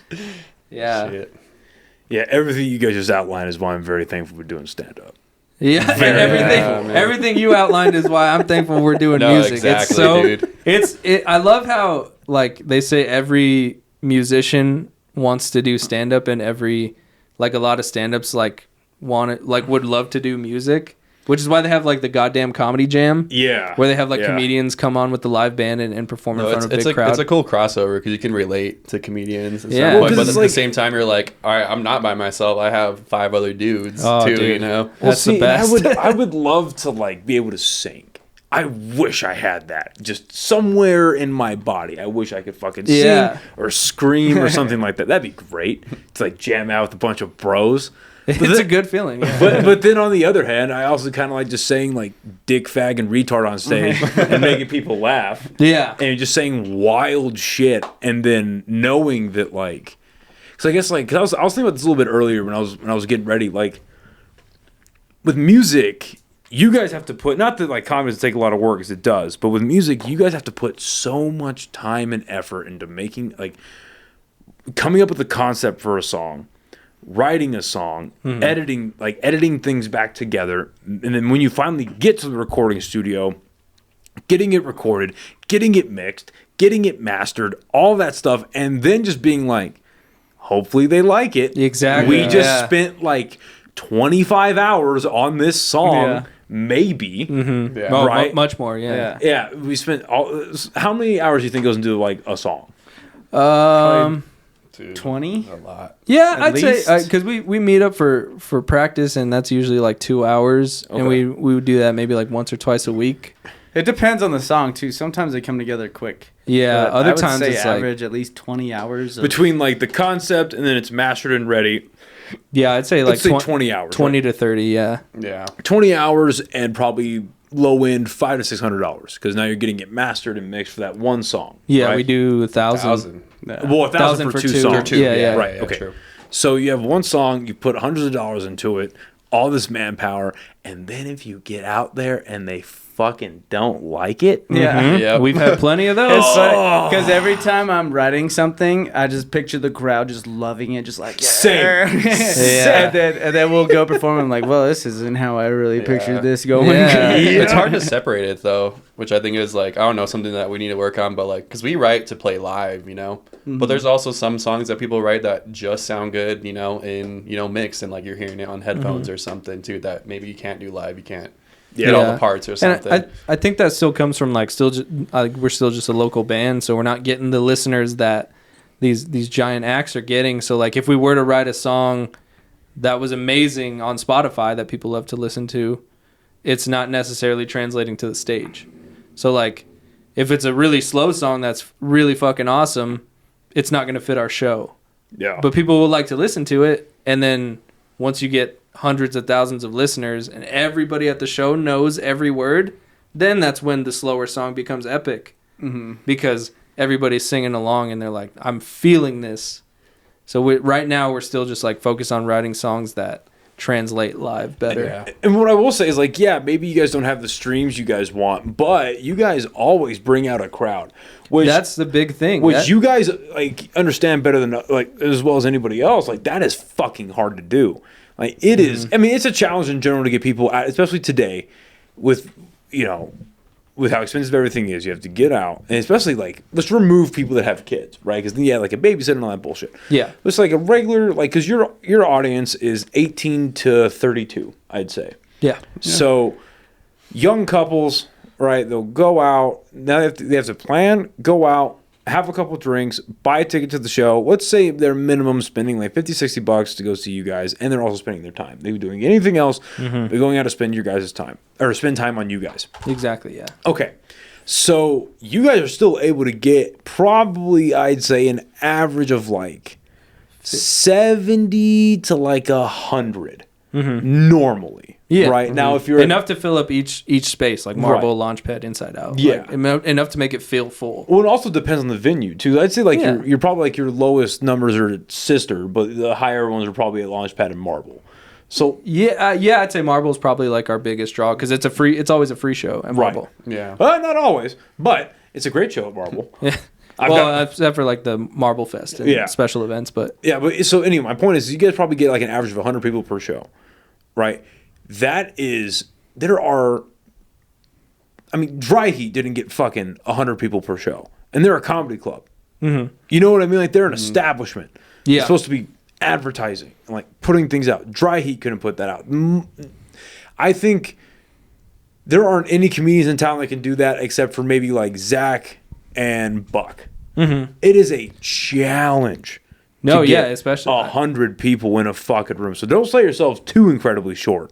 Because your streams might not be there, but at least you have like the hometown hero exactly. type Yeah, shit. we're not playing to empty rooms, which I think we got really lucky, especially early on, because we all grew up on the west side in like Taylor Ranch, Ventana Ranch. Like we all went to Volcano, so all of our friends grew up on that side of town.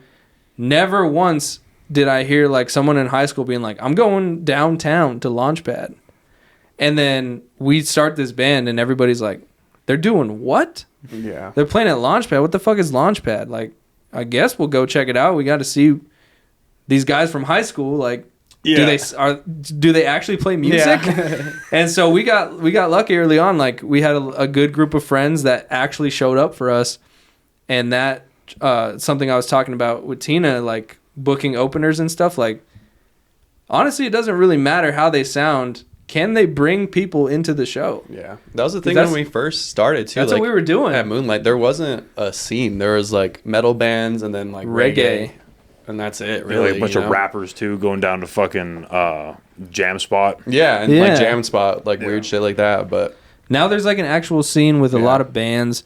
Not necessarily all of them are pulling big crowds, so we're trying to like pick out the ones who are like actually hustling like we used to do, like putting out the word, texting people directly like, "Hey, we have a show, here's the flyer," and whatnot. Like I that's what I want to see when we're booking openers, is like, are they putting in the work to get the people in the door? Because making the music, like you said, is one thing that's hard. The other thing is, do people care? Like, will people show up to see it? yeah, And I think that was one thing too why we started headlining so early on, like in Launchpad, is because we were the openers, the first band, little rinky-dink 30-minute set. We were packing that bitch out with like 70, 80 people. And then as soon as we got done, cleared out because nobody knew about there was other bands that existed. yeah. They just leave. Yeah, they would just leave. The main- And headliners would kind of get pissed at us. They'd be like, "What the fuck? Tell your people to stay." I'm like, "I don't know you. These people definitely don't know you. I don't know what to tell you. They're going to Anodyne." Like, Yeah, but before music, I mean, I had no idea that there was an Albuquerque music scene. exactly. Before, Yeah, I didn't. before doing stand-up, I didn't know about that Yeah. either. It Yeah. existed for fucking decades before me. Exactly. Yeah, like Barney and Miles and Amanda and everybody, like they've been at it for 10+ years.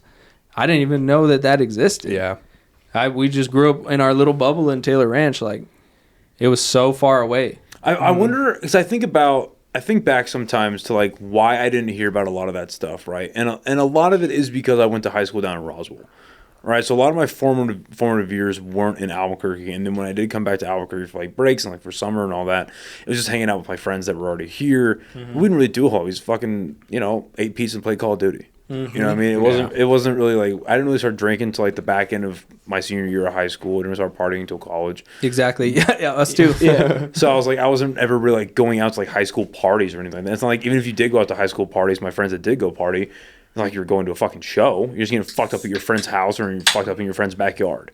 You know, or going to a bonfire. Hopefully, Yeah, and maybe exactly. someone has a basement. Right. Maybe if someone had a basement. Right. Shout out Willie. yeah. So then I wonder, like, okay, but then I look at my friends that did stay here and go through high school in Albuquerque. It's like, it's exactly that. I wonder, because, like, I know that there was a lot of crime issues in Albuquerque early 70s going into the 80s, kind of died down in the 90s, kicked back up after 2000, like into the 2000s. So I wonder if like a lot of the reason why a lot of us have that experience of like growing up in a bubble is because a lot of our parents were just like, all right, you're not fucking going out. You Yeah, know what I like mean? you stay in the neighborhood. Yeah, Yeah. you stay where you're from. Like you don't like if you live in Ventana Ranch. If like 'cause I grew up on the west side I grew up like off of Coors and golf course. Like that's where Yeah. my mom was at. That's where we were That's at. pretty Yeah. much where we're at. And too, then yeah. my dad's family was down off of Cesar Chavez and Williams. And so it was like, okay, so I'm growing up in like the widest part of the town and then like the fucking most ghetto part of town. Right. And then in both places, everyone just like my cousins were not allowed to leave that part of the Yeah, town. dude. Yeah, In yeah. high school, we never went to the east side. Yeah. It was strictly west side. The shit. closest thing I ever had in high school was like for some reason one of my friends was like, you gotta go to Witch. And that was like right next to UNM. Yeah. So that was the only time we would venture out of the west side was to go to Witch on Central, like shout on Harvard Street. Shout out Harvard. Yeah. Fucking we would go there, eat a sandwich, have a shake, and then just go straight back to the west side. It's Right. like we weren't exploring Nob Hill. We weren't going Exactly, downtown. yeah. I Like, didn't see like the music scene or get into that till I started living on Harvard, and then like Yeah. we did that show at Fly Honey, and like just I don't know, there's like it's like a small like punk community, but like being on Harvard, you know, it's like all the college kids. Have you been to like fucking Rinsden and all that? No, not yet. I keep Dude, seeing it. That is something I wasn't able to stay long because I got booked last minute to go to Dry Heat that night. But I was originally going to go down there to watch Centennial play, and I don't know if you guys know who they are. They're a local metal band. The lead singer is Stefan, super nice guy, super talented too, like fucking kick ass band, dude. yeah. Anyway, dude, I go down there. I'm like, all right, well, I gotta leave, but I'm at least gonna say what's up to my buddy. I'm gonna buy a shirt from him because he was putting out some Godzilla merch, and I'm like, yeah, that's my shit. So I go down there, Godzilla. and I get in right as the middle act finished their set. So everyone's like, and literally, I'm sure it's the same thing as Fly Honey, but Rinsden is literally just a fucking house. I was about to ask. That's It's what just a Fly house. Honey Yeah, is. It's just a Yeah. house, their garage on the side. Yeah, it was Yep. a house with the walls inside were knocked down. You've just got the support pillars up, and Holy they shit. just keep the studs in. That sounds Yeah. great. But it's just a hollowed out house, and I'm walking up and I'm watching all these people pour out, dude, and there's maybe like fucking 200 people, fucking ton of people. Yeah. I go in there and the moisture and Oh, the yeah. sweat Oh, just smacks, yeah. hits me. Yeah, I glasses fogs fogged. up my glasses. Yep. Dude. I'm starting to. I'm like, what the fuck?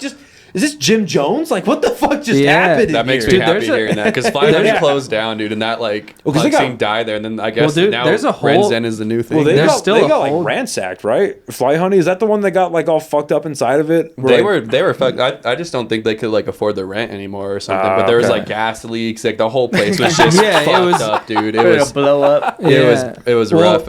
There's a whole DIY scene that like we have really never been a part of, which I've been so curious about since we started. Like, Yeah. but we really like an underground. Yeah, it's like an underground. Like that's where the high school kids go Yeah. if they know about it. Like they go to these underground shows, and it's like we never really tapped into that. Which is you guys should look into that shit because, dude, like Yeah. people, at least for that one night at Rinsden, dude, it was a bunch of goth kids and metalheads that were just having a great Yeah. time. You know, they Yeah. get rowdy. And Well, it was, so it was rowdy. weird because it looked like nobody was afraid, and that's what I wasn't used to. Because even Yeah. and maybe it's just me because it's like how I am as a person. But like whenever I'm downtown or at a staying venue, alert, yeah. I'm always kind of like looking around and I see other people that are doing the same thing too. Yeah. you know, you're always just kind of like, all right, there's the exit. making sure. Yeah. You Is stay someone alert. gonna All right, fight me right now? Yeah, like Yeah. like that guy's getting a little bit too drunk. All right, she's being a little weird. Okay, and you just kind of like head on a swivel. Exactly. Yeah. At that place, they were just having a fucking great time. Yeah. Yeah. Exactly. Yeah. That's So how Fly the- Honey was. I don't know if we talked about it before on the pod, but they used to throw shows at the Burger King. Remember? Did I ever What? talk to you about that? No. Dude, they still do. No, I don't know if it shut down, but on Alameda and I-25, right off the freeway, like kind of near Balloon Fiesta, was an abandoned Burger King. Like by the car dealerships? Mm-hmm. No Right across from the car shit. dealership. The Burger King shut down. I would see these videos of these like punk shows packed the fuck out Yeah, with Burger like King. 200 kids. And Fucking there's people 13-year-olds, There's dude. people like on the play set, like jamming out. They were just they literally broke into the abandoned Burger King and were throwing their own show. Yeah. And we never got invited to do that. Even early on, I'm like, how did we... Like, because we were pretty DIY. We broke into the... We want basic misdemeanors. Okay. Yeah, I'm like, bro, did nobody see that we broke onto the roof of Launchpad and played a I show? know. Like, why? That would have been our scene at that point. I know. Yeah. I can't believe that we just completely missed that. But We yeah, weren't hard enough, dude. it looked fucking epic. I'm like, I need to. I have a couple people that I think played at those. I have to ask them about it. But yeah, abandoned Burger King like 3 or 4 years ago, punk shows that looked lit as fuck. Dude, so I have this idea, right? It would be like kind of like how Tinder works, but for bands. So you like I tried that. You would Yeah, like but you would- search. This is an actual you app would already. search. It is already It is an an app app, where yes. you search like the area that shows you the bands and the venues and stuff. Yeah, or it's like a Tinder, but for meeting people in the music scene. God basically. damn it! They got so you, my they fucking got you. idea. I was gonna say you would swipe through the Albuquerque music scene in like 2 2 minutes. seconds. Well, but you wouldn't even have to swipe. Just more of just like, all right, here are the Like a available map. bands, and here's the venues. Here's like the following. Here's their Spotify That stuff. would be nice in every city. Like, So you could find the Slums of Harvard in each city, type of thing. Directly contact with them. Be like, here's our shit. You know, here's where we That- play. Here's here's where they play. That type of stuff would be a Wait, lot so easier. To, that like, would be cool. network. So what's the app that you know about? I didn't get into it. I literally saw ads like on like TikTok or like Instagram or something. Oh, so it's Chinese propaganda. Go with your idea. We're Yeah. gonna make an Go ad, with your boys. idea. yeah. But yeah, that'd That- be sweet. I mean, like if you like, let's say you wanted to go to Utah or something like that. You search Utah, you look at the city you want to go to, or just the whole state. And then search like alternative bands. Exactly. You can see a list of them. You see where they play. You can pull up their Spotify, what they sound like. That would be. That'd be cool. You should. That's actually a good idea. That's almost like Bands in Town. I don't know if you guys are on that. You should definitely get on that. Bands in town. And you can search any area, all the states or whatever, Albuquerque, and it'll pull up the whole list of. Are we on it? We've been on it before. Really? Yeah, Okay. but it just pulls up a whole list for like 3 or 4 months shit. out. Nevin's like, I was prepared to make hundreds of dollars. Wait, yeah, no, I've heard of this. Oh, hey, Paleface Swiss is I coming. see That's so cool. much shit that I would never hear about anywhere else. Yeah. Well, we Yeah. got to get on I'm it. like, Then. Well, Let's try that. Yeah. That's the also venues post on it or something. I don't know. That's also what's nice about like there's certain people in the local music scene who like genuinely support everybody in the scene. Like Zach from Sweet Roll. He posts, I forget what his account is called, but definitely check it out. Temporal Arts is what it's called. They post like every Thursday night. They post here's the shows for the weekend, That's cool. and I always send them our stuff. So it's like it's everything from like Yeah. DIY all the way to That's like cool. marble. Just like a page. Yeah, and You they guys post are like not on Bands in Town. No, Damn. no. how do we get on that? Can you submit? We got to have upcoming shows. Yeah, that's true. That's Or really maybe it. maybe that's part of it. Yeah, that's really what it is. Speaking of upcoming shows, April 12th, Fiestas, all the college kids. Dude, Shane Wallen, I think is his name. He's a local like country dude. He is like he's like on the like top like percent of bands in town, like overall out of like the whole country. But he plays here, Really? and he's on every week, dude. For Is he playing a- at Tractor, for Is he a playing local guy? Yeah, Shane Yeah. something. Shane. Dude, I think Let me see. that's the cool thing about like doing music and comedy and really like doing your own shit is like there are avenues now. It used to be you had to get on a major label and they would have to book you shows, but you can really fucking figure it Yeah. out. Yeah. We haven't figured it out yet. We're Well, still trying everything. Well, I really wonder, like, I don't This know, guy. man. Well, yeah, I just looked him up and I. oh as- yeah, he as- records at Kenny's. Yeah, dude. I just he gave does him a follow. So Oh, he plays shows like 2 or 3 shows every Okay, week. I'm gonna hit up Kenny then. He fucking- so Yeah. get him on the podcast. That'd be cool. That'd be great. Yeah, but I don't know, man. The decentralization of things is good. It is a net positive because you don't have this like, at least the way that I always saw it was for music. You have basically this giant funnel at the top where it's like you have everyone that's starting out, and then you all have to get filtered through these record labels at the very top. It's like they pick and choose who's gonna be like Yeah. the guys that make it or whatever. Yeah. And then a lot of it, what I'm noticing is like you have like the Olivia Rodrigos or like the Sabrina Carpenters of the world where they get yanked out of like the Disney pool. And it's like, all right, well, they're already a built star. We know we can put them in front of a camera because that's a lot of it too. Can you put the thing back up on the command strips? Wait, It'll make let you, me go pee first. It'll make you look better. Okay, that's fine. But I just wonder how much of it too is like in today's world with like PR issues and social media and just worrying about who can you put in front of a camera. Yeah. You know, who can with both actors and thankfully this really doesn't apply to comics, but like who can you put in front of a camera that you don't have to worry about? Like who is going to be able to do an interview? What are we talking about? Like just like modern musicians. Okay. Like who can you put in front? Like who gets chosen, right? Like who can you put in front of a camera? Who can you put in front of an interview? Or Are we talking plants or are we talking just in general? Like it's not even just plants. It's people that like have been through some sort of corporate vetting process. Yeah. With both, what do they have at the table getting into those places where you can meet with a record label or meet with a production studio or like Disney or whatever. And then they have a proven record of just towing the line, playing the game.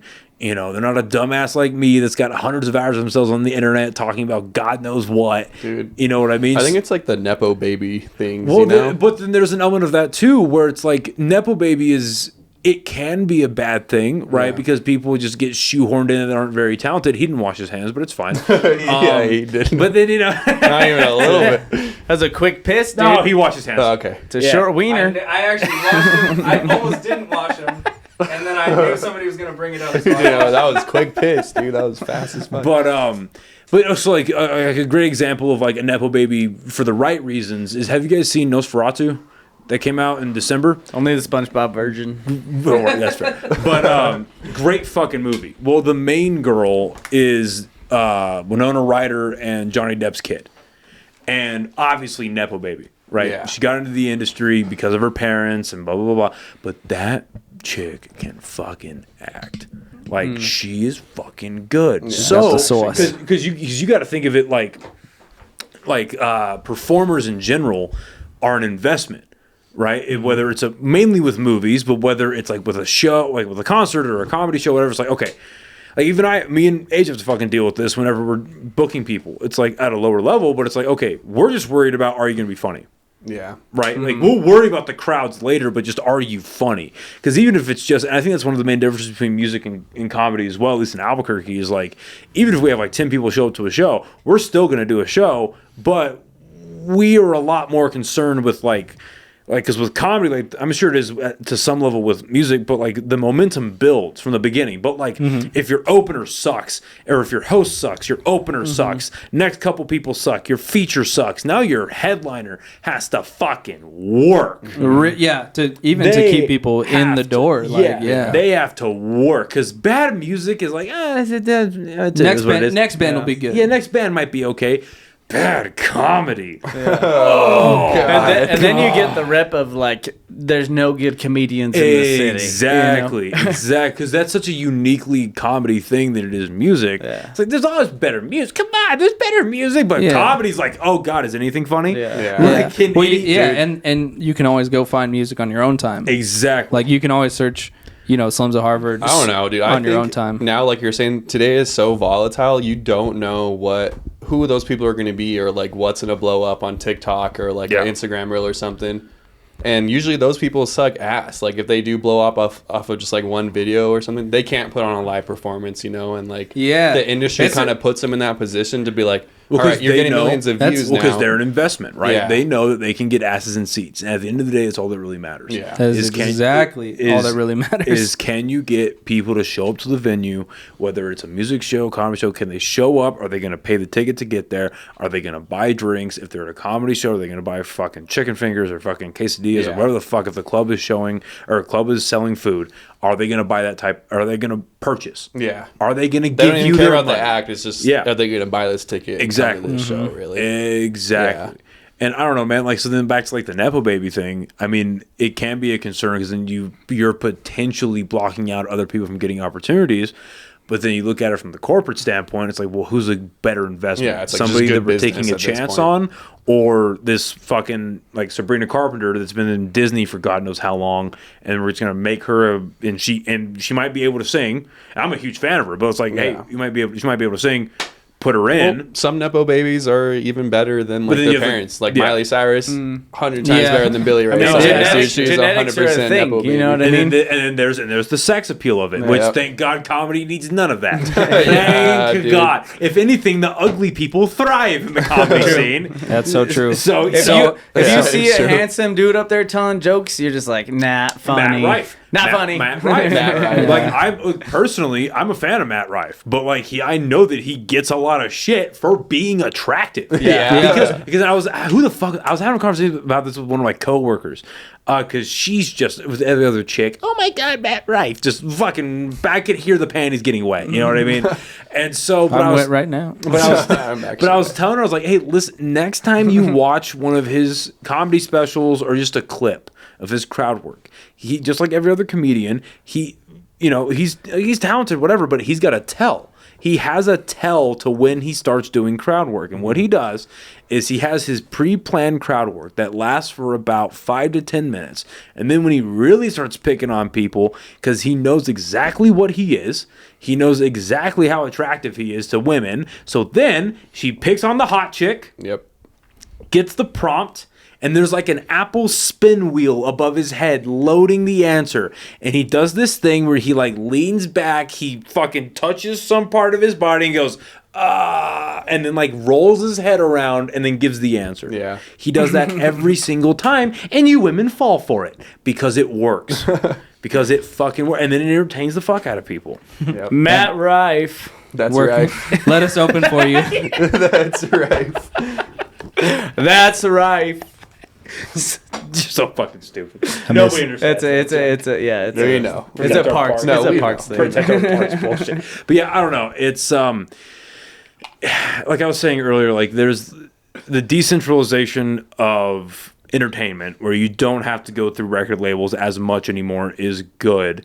But then at the same time, It's hard, dude. You can only get so big. you can only get so far without getting, because eventually, at some point, if you're gonna make it like big, you're gonna need a record label. Yeah. You need somebody to put out all of your streams to everywhere. You're gonna need people to print out records. You need people to print out CDs. You're gonna need people to be able Merch. to print Yeah. out crazy Yeah. amounts of merch. Get you connected to venues to put you on a tour. You're going to need all of that. You just need the upper hand, and like with him, did he get big off of TikTok? How did he get big off? Yeah, he So- was so doing he stand up probably had because the- he was doing stand up for like 10 years, and then he did like Wild and Out for a season. Yeah. And then he had a clip go huge off TikTok, and then his agent it was about to fire him, I guess, kept him on, and then they started doing all So this since stuff. he already has an agent, I don't know, but I mean, like if you were just like a low key comic or whatever that did his whole thing, like you wouldn't necessarily need an agent because you would get a special immediately.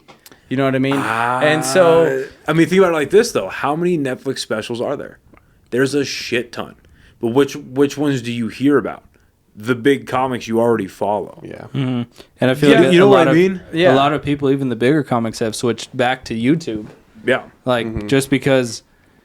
Well, you've The- got the Adam Ray putting out fucking 30 to an hour long YouTube specials like every month. Yeah. That dude pumps out material like no other. Yeah. It Yeah. does. And it's just like now they're using specials just to sell the tour because they're losing money on the specials most of the time unless Netflix picks it up, which Right. most They of the time don't they're make that not. much though either off of Netflix. Yeah, From what exactly, I've heard, like- they only pay them, a few grand or something. Yeah, and like they have most people are now producing their own specials and then pitching it to Netflix or Right. Hulu now or Amazon. But at that point, you have more leverage. Like if you already had like someone who like you were already giving money to, and they were like, "All right, I'm gonna try to get you this deal." If it's just you, and you're like, "I already have this following," kind of like how we've said with music. Yeah. Yeah. Like, I already have no. this following, and it's like, all right, now I just need the special. With the key type of thing thing. being the following.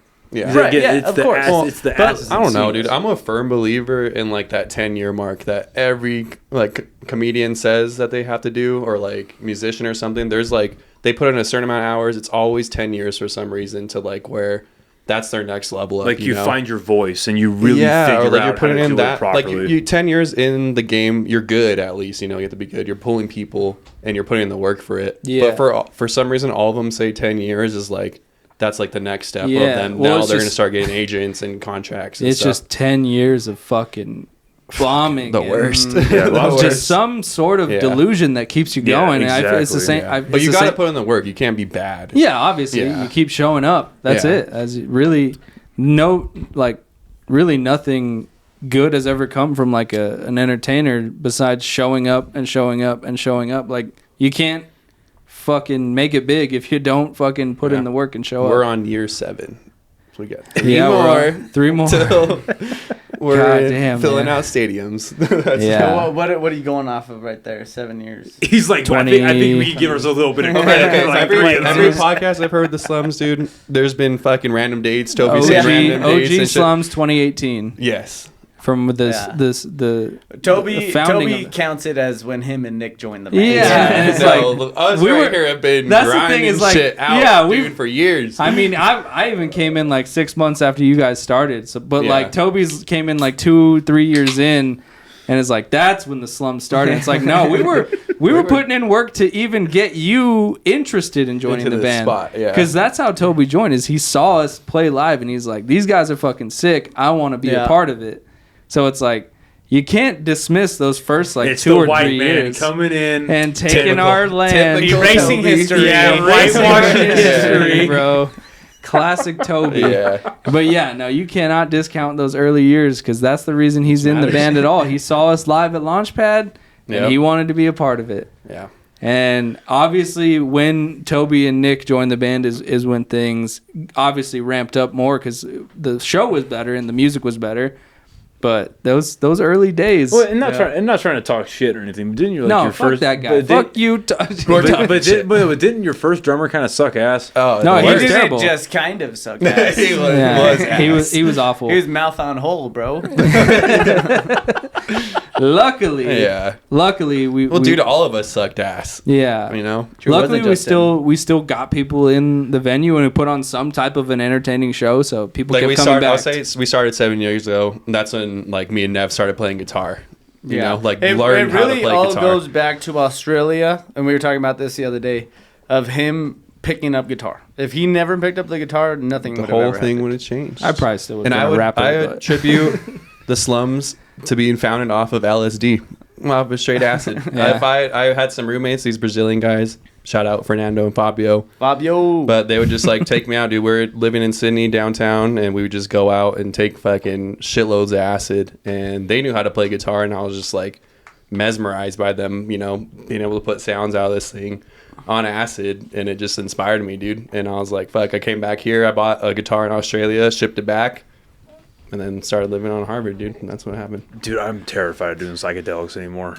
Oh, I yeah. am fucking. I haven't done it in forever, bro. I've Yeah. never. I still haven't taken acid from that time we went to the caves. That I don't think. that's the last time I took it too. Like I don't 5 think. years ago, Honestly, bro. I don't think I'll ever take it again because that shit was next Leroy level. lost his mind. I genuinely lost my mind in the How much desert. did you take? How many like? A half tab, Oh fuck! half a tab. Truly lost it. What did you see? I don't think I saw anything. I think I lost everything. This guy had an ego death, he bro. was and just shit. he was just ruining all of our trips. He was walking Yeah. back He and was going forth, back just and pacing, forth. just. I think, and then that's my. What are we yeah. gonna do? He's like, and what then do we Zach- gotta do? Dude, Zach was all, shut the fuck Yeah. up, Leroy. No, that's my thing. Is So done. I don't I feel like when it first hits, it's like this is fun, and then it's I don't know where I am. Oh, I don't know who I am, Yeah. and I'm with these. Well, you just had so much on your mind. You're like, guys, we need to be doing something right now. like, oh, that was when we took shrooms. Yeah, yeah. Did you get the sense of impending doom? Did you get that? I guess kind of, yeah. But Well, I think it was more of just like where the everything is gone. I don't know where I am. I don't know who I am. So it's more like disassociation. Yeah, Oh, and I think yeah. that's always been scary to me. Was But I've taken. I think my secret for taking shrooms now is I've been super fucked up drunk, and then I've taken a little bit of shrooms, and it just like took me on a little detour, which was a lot of fun. Whereas like going sober to not knowing who you are is really scary. So I've never gotten drunk and taken mushrooms, and I never will. That just sounds fucking terrifying. It was in like a party scene. It wasn't like I was alone drunk. Like Well, that would just be sad. Yeah, I was honestly. yeah. I was in I was at a cool party with a lot of cool people, and then I took some. I was like, I'm having a little bit of a different time than I would if I just stayed drunk. So that was fun. Well, because me and my buddies, we used to take we would take like 2, 3, like maybe 4 grams of mushrooms and just hang out and have a good time. And then Just hang out and have a good time. That's a lot of mushrooms. 4 grams of Dude, that's a mushrooms. lot. That's yeah. it. Yeah. Oh yeah, no, we would just fucking we played around with 2 to 4 and just hang out and laugh at laugh at stupid shit on YouTube and just lose our minds laughing for like 8 hours, 6 hours. But October of 2020 rolled around and I'd gotten back a little bit earlier from my deployment, and we were like, well, we have a lot of money right now, like all of us, and we want to take mushrooms. And so we're like, okay, well, we're going to keep doing this. And instead of because we always have this bad habit of scrambling the last minute to get mushrooms. It's like, okay, well, what if we just pulled our money together, bought a shit ton of mushrooms, and then just you can take as many as you want whenever you want. well, it's no, we just 2 here, 3 here. We'll have they don't expire, I don't think. So we'll just we'll have them. And so I got all the mushrooms and we divvied them up amongst ourselves, and we had 8 each. And I was like, all right, fucking chill, this is good. And then we all got to my buddy's apartment, and we all had 8 grams each. We were like, well, we just took all 8 grams. No. Fucking Ridiculous. fucking right now. That's a hero's journey. Yeah, and we did. And it was we set off fucking bottle rockets. Each one, it was just boom, boom, boom. Maybe the first 2 or 3 hours was cherry. We were just laughing, having a good time. And then all of us just lost our minds. It's got dark. Damn. All of us. And dude, I forgot, like you were saying, I forgot who I was, where I was, what I was. I couldn't use my phone. I couldn't I didn't know I didn't know what was going. I almost walked into traffic. Yeah, I did that. I was it was 2 p.m. in Taylor Ranch, and it was the nicer part of Taylor Ranch at our buddy Willie's house, and we were in the basement forever, and I was like, oh my god, I don't know what the fuck's going on. So I went upstairs and outside to the front yard, and I was just pacing back and forth right in front of the house, and then everybody was trying to get me to come back in, but I was like, they're trying to get me to go to the backyard. And I was like, the backyard is hell. They're trying to take me to hell, and these guys are evil, and I need to stay on my own path. So I'm gonna stay here. Yep. And so our buddy Justin, my best friend, he finally comes down and walks with me and is pacing with me, just talking. He's like, "What do you need?" I'm like, man, I don't know. I kind of need to piss. And then he's like, "Okay, let's get you to take a piss." And I'm in the middle of this intersection in this white ass neighborhood at 2 p.m. and I whip my dick out and I'm about to start pissing. He's like, wait, no, that's not what I meant. That's not what I meant. Let's get you to a safe place to piss. That's why we gave you your own land. Yeah. And I literally whipped out my dick in the middle of the street. It's insane. Yeah. Yeah, Dude, I remember the first time we did acid, and it was fucking it took probably 30, 40 minutes, and I was like, dude, I'm not feeling nothing. We were on a beach, and we had these glow sticks where we were swirling around, and everyone before, they were like, oh, I'm starting to feel it, and they would swirl around. I'm like, I'm not feeling shit, man. You're like, all I see is you slinging around this glow stick on a string. And then finally, it just fucking hit me. I'm like, oh shit. And so it's pitch black. We're on this beach, and all you can hear is waves. So you just hear the whoosh coming up, and that's all you could you can't really see much, but you hear it, and we were so high that we thought it was getting closer, which it was. But we thought it was getting so close that we're gonna drown. We have to leave. The tide was just coming up. It was in the middle of the night. The tide was rising. Yeah, and so it was a mixture of knowing we had to get out of there before the ocean drowned us back in, and then a mixture of I need to eat this PB&J that's right next to me. And so it's I only have time to do one. And so I fought myself for hours, at least probably 30 minutes.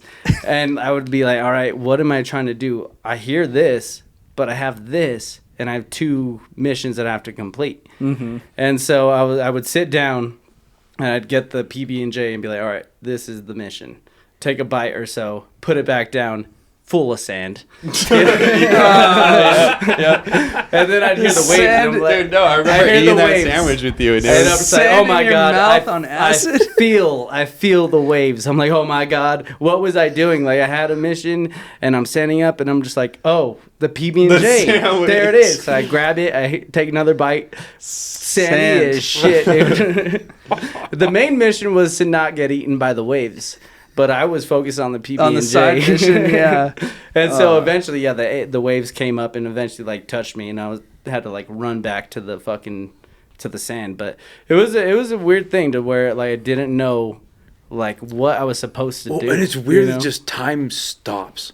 I don't know if it's like that for you, but like, time just ceases to matter. And I remember like in my good trips, I would think that an hour had passed, maybe an hour. And then I look at the clock, it's like 10 minutes, and it was always increments of 10 minutes. Yeah. It's like, what the fuck is going on? Yeah. And that's that last trip. It fucking, because do you guys ever look in the mirror when you're on psychedelics? oh, it's See, terrifying. because I've heard not to. see, because I would always get told not to do it too, but I would, feel like that helps me. same. Okay, same. Because I look at it, I'm like, whoa. You're like, I'm I'm real. real. I'm You were actually what? real. I'm still here. Like Right. this is me. That's me right there looking back at me. Exactly. I'm still here. I'd be like, "Well, fuck, that's cool." And then, but then, like, what happened with that last trip is like, I remember we were in my buddy's apartment. It was like maybe like it was about as big as this place, to be honest with you. And it's like 900 square feet, like give or take. And I remember like I was walking around the apartment, like holding myself like this, Yeah. and just being like, "Oh fuck, Yeah. oh fuck, what's going on?" And then I caught myself in a mirror, and I like sobered up for like 20 seconds, and I was like, "Oh shit, oh, you've lost your mind." Yeah. No, I'm Like- here. Yeah, but then you're like, I'm here. No, dude, that's not what happened. Oh, no. Yeah, I was like, "Oh, you lost your mind. You've done so many drugs now that you now have brain damage. You're gone. You're mentally ill. Oh. No more girlfriend, no more life, no more job, no more. But yeah, that podcast you want to start, yeah, that's not fucking happening. They're gonna take you to a psych ward after this, and you've now done so many drugs that you've ruined your life. You're that guy. You came home from a deployment just to ruin your life. Damn. Good job. That's the trip you had? Yeah. Yeah. And then it snapped right back into like, oh fuck. And then I had to like get my buddy's like comforter off his bed, and I like cocooned myself and fell on the floor. Yeah. And like and I remember him coming home, and he like, what the fuck is he doing? And he's like, he's losing his mind. And I heard them saying that, and I was like, what happened? You're so cold. For some reason, why you're so cold. I'm so cold. You got like full ass comfort. Why you're so cold? It's like, what's wrong? And I remember like I finally pull out of it at about like 3-4 in the morning, and I convinced my buddy to drive me to my old place. I lived on the east side. I was like, hey, just let me get I'll buy you a pack of cigarettes if you just drive me and then bring me back. I just need to get my shit. And he's like, all right. And I remember we were on the drive back, and he gotten fucked up too from the mushrooms that night. And I was like, I'm never doing mushrooms again, man. Like I think this marriage is divorced, dude. I can't do this anymore. When then the following January, I took 1.5 grams. Dude's like, oh, it's just 1.5 grams. I'll be okay. And I think I'll be fine. Like whatever, And do you want, would you want more beer, whiskey? You want some vodka? You fucking psycho. I was gonna get a beer, but I'll take some whiskey, dude. You want a Coors Light? I'll get you a Coors Light. No, it's all good. Okay. And so I took like 1.5 grams, and dude, again, maybe an hour into it, same exact feeling as 8 grams. Really? And one of my best friends, Evan, God bless this guy, he had to stay on FaceTime with me for 5 hours. Oh, that's a good. That is too good of a friend. Yeah. While he was So doing homework at his house, he was on FaceTime with me, just losing my fucking mind. Oh god. Just checking in. Hey, Noah, how you doing? I was losing my. And I remember at one point, like, 'cause it was an ego death again, and I remember just like literally, I was like on my knees in my bedroom, and then it like went away, and I thought I'd sobered up, and I was like, "Is it over?" Yeah.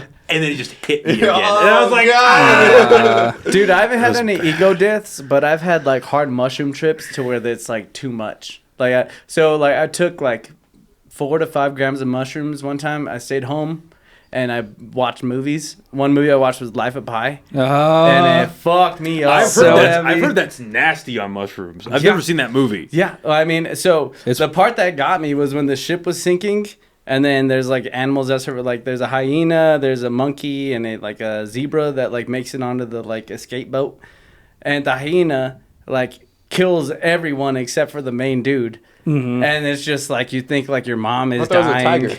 What? That was a tiger. The He tiger's comes there in too. later. The tiger, They I've just never don't. seen it. The I've never tiger seen is it. himself, Oh. supposedly. Well, in the story, the tiger's like sedated, and he doesn't wake up until after the storm and Yeah. everything. Like, Oh shit. Yeah, but yeah, that's a fucked up movie to watch. I on bet, Yeah, dude. dude, That that's sounds because the terrible. whole family dies on the like ship, and then like he's stuck on this fucking little. he's stuck on this little boat, and there's this like monkey with this like other little. Orange for juice. some I don't reason, know- you I think don't like know the what it monkey's is. the mom, right? That's crazy. And then the like his mom mother? dies. What? At least I connected it to that, and so I'm just like, that's, Well, that's mom. what that's the story. He goes through all this with these animals on this little tiny boat, and then he gets rescued. And then when he's in the hospital, they're like, "What the fuck happened?" And then he tells the stories, like basically telling the monkey was my mother. Instead of saying like there was a monkey, it's like my mother was on board.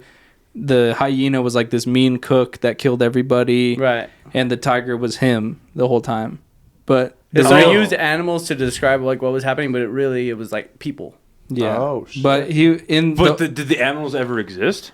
that's the thing is the real story that the whole movie is he's with the animals, but the story that he tells the insurance company is they were people. The Yeah. insurance company. Yeah, like the people that would come in after and talk to you, like It or the always police or comes whatever. Back Like to fucking insurance. fucking guy. Yeah, Dude, I was Dude, watching. what? So me and my chick, we got stoned last night, and we were watching fucking Incredibles.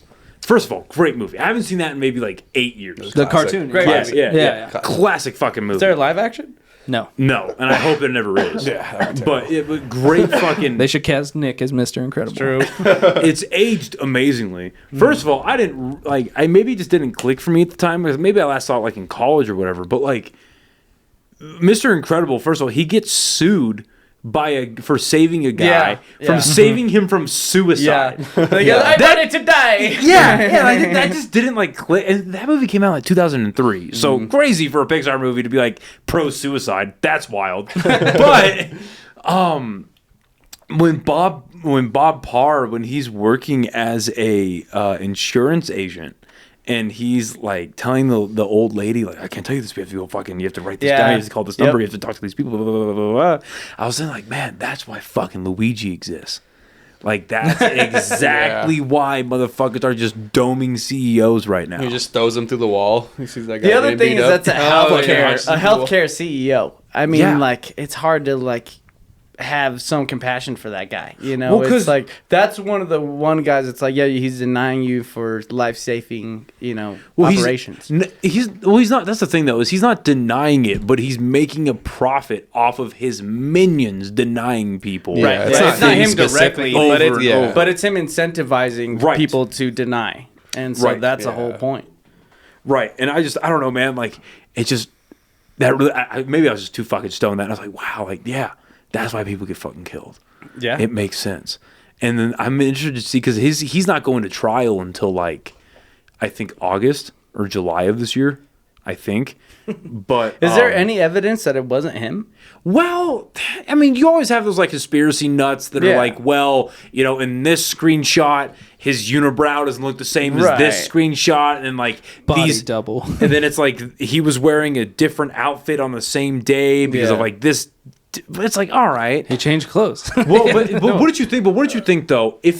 Okay, let's just assume that the government didn't plant this guy, and they're not like, they're not paying him to take the fall, right? Let's Right, assume they're that's not. another thing, Let's right? let's assume that this is actually the guy. All right, this isn't like no government involvement. If it wasn't the dude, right? In theory, if it wasn't the dude, wouldn't his first defense be like, "Hey, I didn't shoot the CEO"? The Shaggy defense. What It was his wasn't first me. defense? Well, he's owning up to it. Oh, well, he then, is? Okay. He's not outright saying he did it, but he's like proud He's of it. not denying it. You know, he's not denying it. But no, okay, He's John, like, if I did John, do it, that'd be if- kind of sick.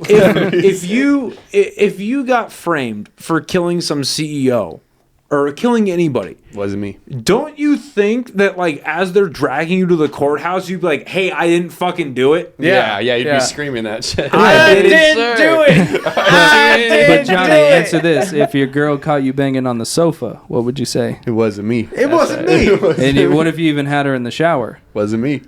What if she even caught you on camera? It wasn't I mean, me. this is a whole Ted Bundy thing, right? What? It's What? just like where. Do you know like, who wait? Do you know who Ted Bundy is? No, it's more like serial killer? The Zodiac killer guy. But he's a hot killer, Right. and that's why No, he's this is getting different. so This- much. no, this is Luigi different. is fine as hell. Well, this is different because Luigi. He's not serial killer. He wouldn't get this much attention if he wasn't hot.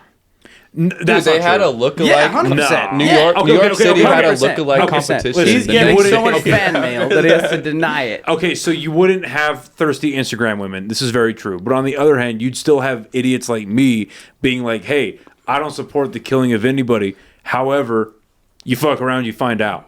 You stay in a business long enough where you're profiting off of people suffering, you might die. Sorry, you might fucking die. Right. Like, you know what I mean? Like that might be a thing in your life. You might die because you're profiteering off of fucking the denying of cancer treatment or denying of surgeries. Sorry, motherfucker, you might end up dying. Now, That sounds like a Rage Against the Machine line, profiting off the suffering. wow, before Rage Against the Machine decided to come Rage up- for the mission. Yeah, they decided to fucking exactly Rage for the Machine with a bunch of fucking cucks. But anyway, Yeah, I feel like that was their best era. well, no, but right now, you know what happened, right? Oh, I No, I'm see. just kidding. I have no idea. Yeah. Okay, well, long story short is during COVID, they really sold out for the Democratic Party, and not only because I mean, you know, Tom concerts- Morello, bro. Well, because you Breaks know, my heart. well, 'cause- Yeah, he was so powerful with his. God, Well, they that had guy. a Luigi lookalike competition. I The know. next I day, saw that, yes. and there's people that won it. Yeah. So, That's a good time. All I'm saying is that people wouldn't love him as much if he wasn't as hot. People would still love him for what he did, but like there wouldn't be as many women fucking. That's throwing true. If it was themselves. if it was the stinky guy from your office, there Yeah. would be Yeah. less I mean, attention on social media. I'd be like, "Good job, fat ass." I Good mean, job." yeah. that's about it. I mean, people would be You should cheering. have shit on him Just when you know, you killed him. yeah, they'd be cheering from a distance, or like cheering with the mascot. You know, it is what it is. But yeah, with Rage Against the Machine, they were like supporting the vaccine like after venues opened back up, and they were requiring vaccine cards to get into their fucking shows. And then when they got a lot of pushback for that, not only did they double down on their stance, they also decided to turn off all of their comments on Instagram. And they unfollowed every account that they were following. So if you go on their Instagram right now, you cannot comment on any of their stuff. It's a good tactic. No, motherfucker. That's a good idea. You got no. That's a good idea. But No, that's why we couldn't play Meow Wolf anymore. It's because of vaccine shit. wait a minute. No. Wait a minute. That's not because why. of you. I have heard that story. That's why it started. No, it started It with started you. with vaccine stuff. And it they were being ended all with crazy. you boxing a fucking booker, apparently, or some shit. They- Squared up. There was a Squabbled whole up, issue. bro. Yeah, it wasn't fun. They were being mean to us. They're being pretty rude. They were being rude to us Okay, the whole so time. what happened? What actually? No, They- no as- hyperbole. So, What- So let they me were tell you. being- Let me they tell you were from being someone that very didn't try to Nazi. fight someone. They're being very Nazi about the fucking vax cards. We show up to This the is fucking coming from the thing. guy who got us kicked out. We show up to the venue, right? And before we even unload, before we even get out of the fucking car, they're like, "Show us where's your fucking vaccine cards." yeah, So they want to see that and immediately. we all had some that were very legitimate. I'm gonna They're check the legit. cameras really quick. Let me find They it. were legit. And then once we started playing, they would get after us if we had a mask that wasn't like completely secure. So like me, Nick, there's a few times where he had his like under his nose, whatever, and they were yelling at him, and he fucking yelled at them back. I hated that Yes. the mask being under the nose was a controversy, dude. That was shit the pisses main me thing. Yeah, off. Nick really stood his. He really stand grounded there. Well, because who's gonna Well, we'll fucking start with move Nick. him? We'll start with Yeah, Nick. Nick is the exactly. first one that had first Yeah, confrontation. I think Nick was the first one to have confrontation. Where 'Cause it was just like he had it literally here. They were like, "Put your mask on." He was like, "Don't fucking yell at me." Basically, like you can tell me. Don't fucking yell which is at me. fair enough. Yeah, Yeah, we're all adults They were, here. and at that time, people were very like Scared. not as scared. I would say they had power, they had power trips. Scared. Those power trips, people were People had scared. power trips, you know. It literally made no sense because we could go on stage with no mask. Yeah, we would. The I would moment sing you're with no on mask. stage, And they I'd will be fucking spitting on get- stage, not Yeah. just my rhymes, but my literal saliva be spraying out on that crowd. No doubt about Yeah, it. and so like we played the show. We like did the best. We won. killed. Obviously, we won. Victorious. And after the show, between them like judging or whatever, I was like walking around through the shit, or whatever. Had my mask below my nose because fuck it, and Because he's a rebel. because I don't fuck with that He's not shit, like other whatever. girls. And He's not like other girls. and this one dude was like following me around, and he was like telling me shit, and I was like, "Fuck you, dude. The show's over. Eat a dick."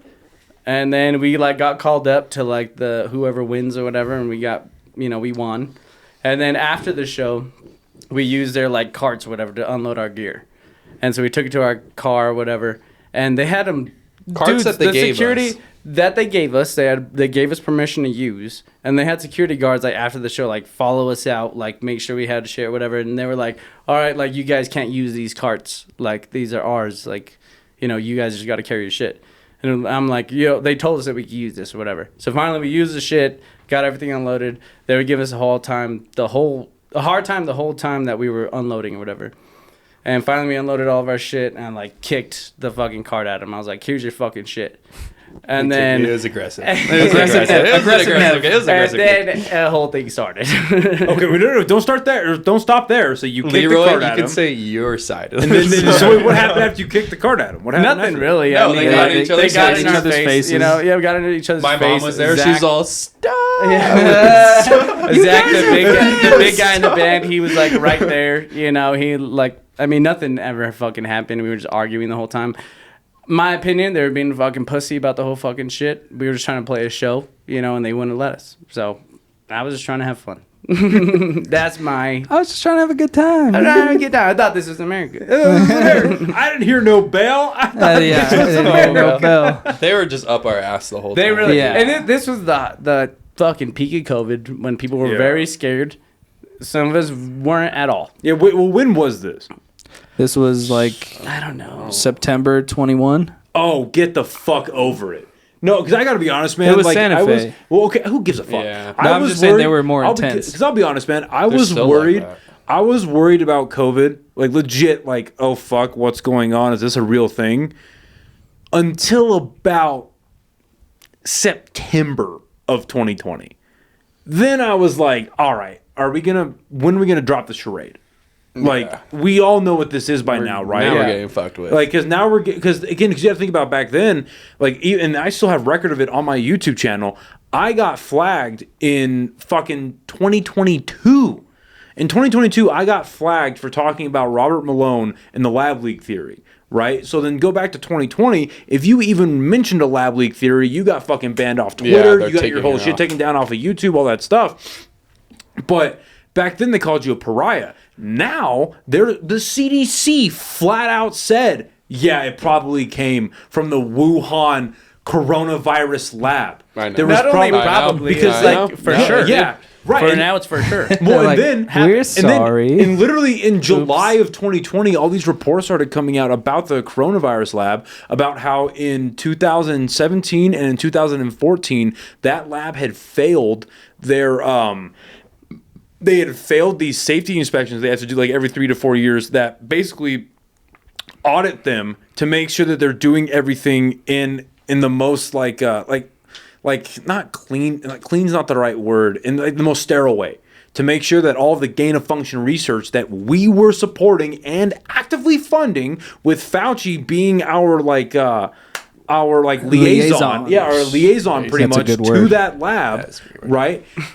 they had Liaison. failed the previous 3 inspections, and they didn't do an inspection in 2020 due to the coronavirus outbreak. They were all focused on that. But if you said that maybe it came from the fucking, because what was the original theory, that a bat fucked a bat? pangolin or It some was, shit? it was a bat soup. Yeah, bat soup from a type wet of thing. market. Yeah, From yeah, a it was wet market, and bats, then dude. it went from In Wuhan. Yeah, right. How funny is it, by the way? Just okay, so because originally it was a pangolin made it to pass it to a bat that in a wet market that passed it to the food, the bat soup in the wet market in Wuhan. Bat And soup. so then, Give me some bat soup, yeah. bro. So then, Still to this day, I've never seen a bat Yeah, in real so life. then- Not one time. so then Americans just defaulting to racism were like, okay, bat soup, wet market sounds unclean. Wuhan, never heard of it. In China, yeah, they're dirty. That's where it came from. Eating bats. They literally just counted on American racism to like Yep. get the narrative out there. Yeah. And now, 5 years later, it's like, oh yeah, no, the lab where we funded the culture of the virus getting created to literally beat viruses or antiviruses that we have, to beat vaccines. Not only Yeah, that, but that's where you it came change from. the definition of gain of function research. Dude, no, you can change the definition of gain of function research, and they changed the definition of vaccine. Yeah. What? They But then- did but- absolutely no studies and then- on this vaccine, dude. Yeah, and then it comes to the fact. They said that originally they were like, okay, no, we have the research for the vaccine based on the last 15 years of research for the influenza vaccines and then the H1N1 vaccine, and they basically put it all together and figured out like, okay, we know based off of data. Never told you what data it was, Dude, they don't even because it have was the they don't gain of even have- function data. They don't even have the basic flu vaccine dialed in, dude. I can't. Leroy, we're trying to talk about the health of Say, American hey, you know what? citizens. Maybe if you stopped falling asleep during a vaccine talk, your people wouldn't be killed by a blanket. All right, that's all I'm saying. Come a on. blanket took you people out. Sorry, it's the diabetes. But did you get my point? Yes. Why I stopped giving a fuck in September? Because we all like knew, like, okay, this is kind of nonsense. Yeah. And the death rates went up like crazy. They started going down a lot. Just as quickly as they went up is how quickly they went down. And then when you get into 2021, it's like, oh, this is at that point the mortality rate was like, or the survivability rate was like 99.8. And then when you get into 2022 or 23 is when it stabilized at like 99.3. But 99.3% survival rate? Yeah. Come on. We're talking about the fucking flu shot. Yeah. Less The than. fuck are we talking about here? I know. All I know And is then- and now we there's- won. Well, but now there's reports coming out of people that are like, and I need to look into this more because I know what this is going to sound like. But there's like some people that took all the series of the vaccine, right? All the boosters. They can't even use their arms anymore. Yeah, dude. well, Their they fucking mobility's out. yeah, they took like all of the first and second series of Moderna or Pfizer, and they got all the 6 boosters or 5 boosters, and now these people are going. They're not getting any symptoms, but they're going to clinics to get STD testing, and they're popping hot for AIDS. And that's, They're giving us I don't know. AIDS. yeah. This guy took the boof shot, dude. He had the Johnson That and J&J, Johnson. baby. Oh, Never shit. been stronger. You got that. You don't got AIDS? No, I Leroy. got it the day before they got recalled. Oh, because of because they were giving women not seizures. AIDS, apparently. No, they were. Why did they get? Because they were getting recalled because they were giving. They couldn't cry anymore. Who's the no more main guy who tears. got AIDS? Main black Magic guy. Johnson? There you go. You're Magic Johnson, my man. I feel I'm a star. How do you beat AIDS? Money. Money. You inject it directly into your veins, like the South Park episode. But yeah, so all these guys that are now that have gotten all these boosters, yeah, they're popping hot for fucking AIDS now. That's fucking in blood ridiculous. panels.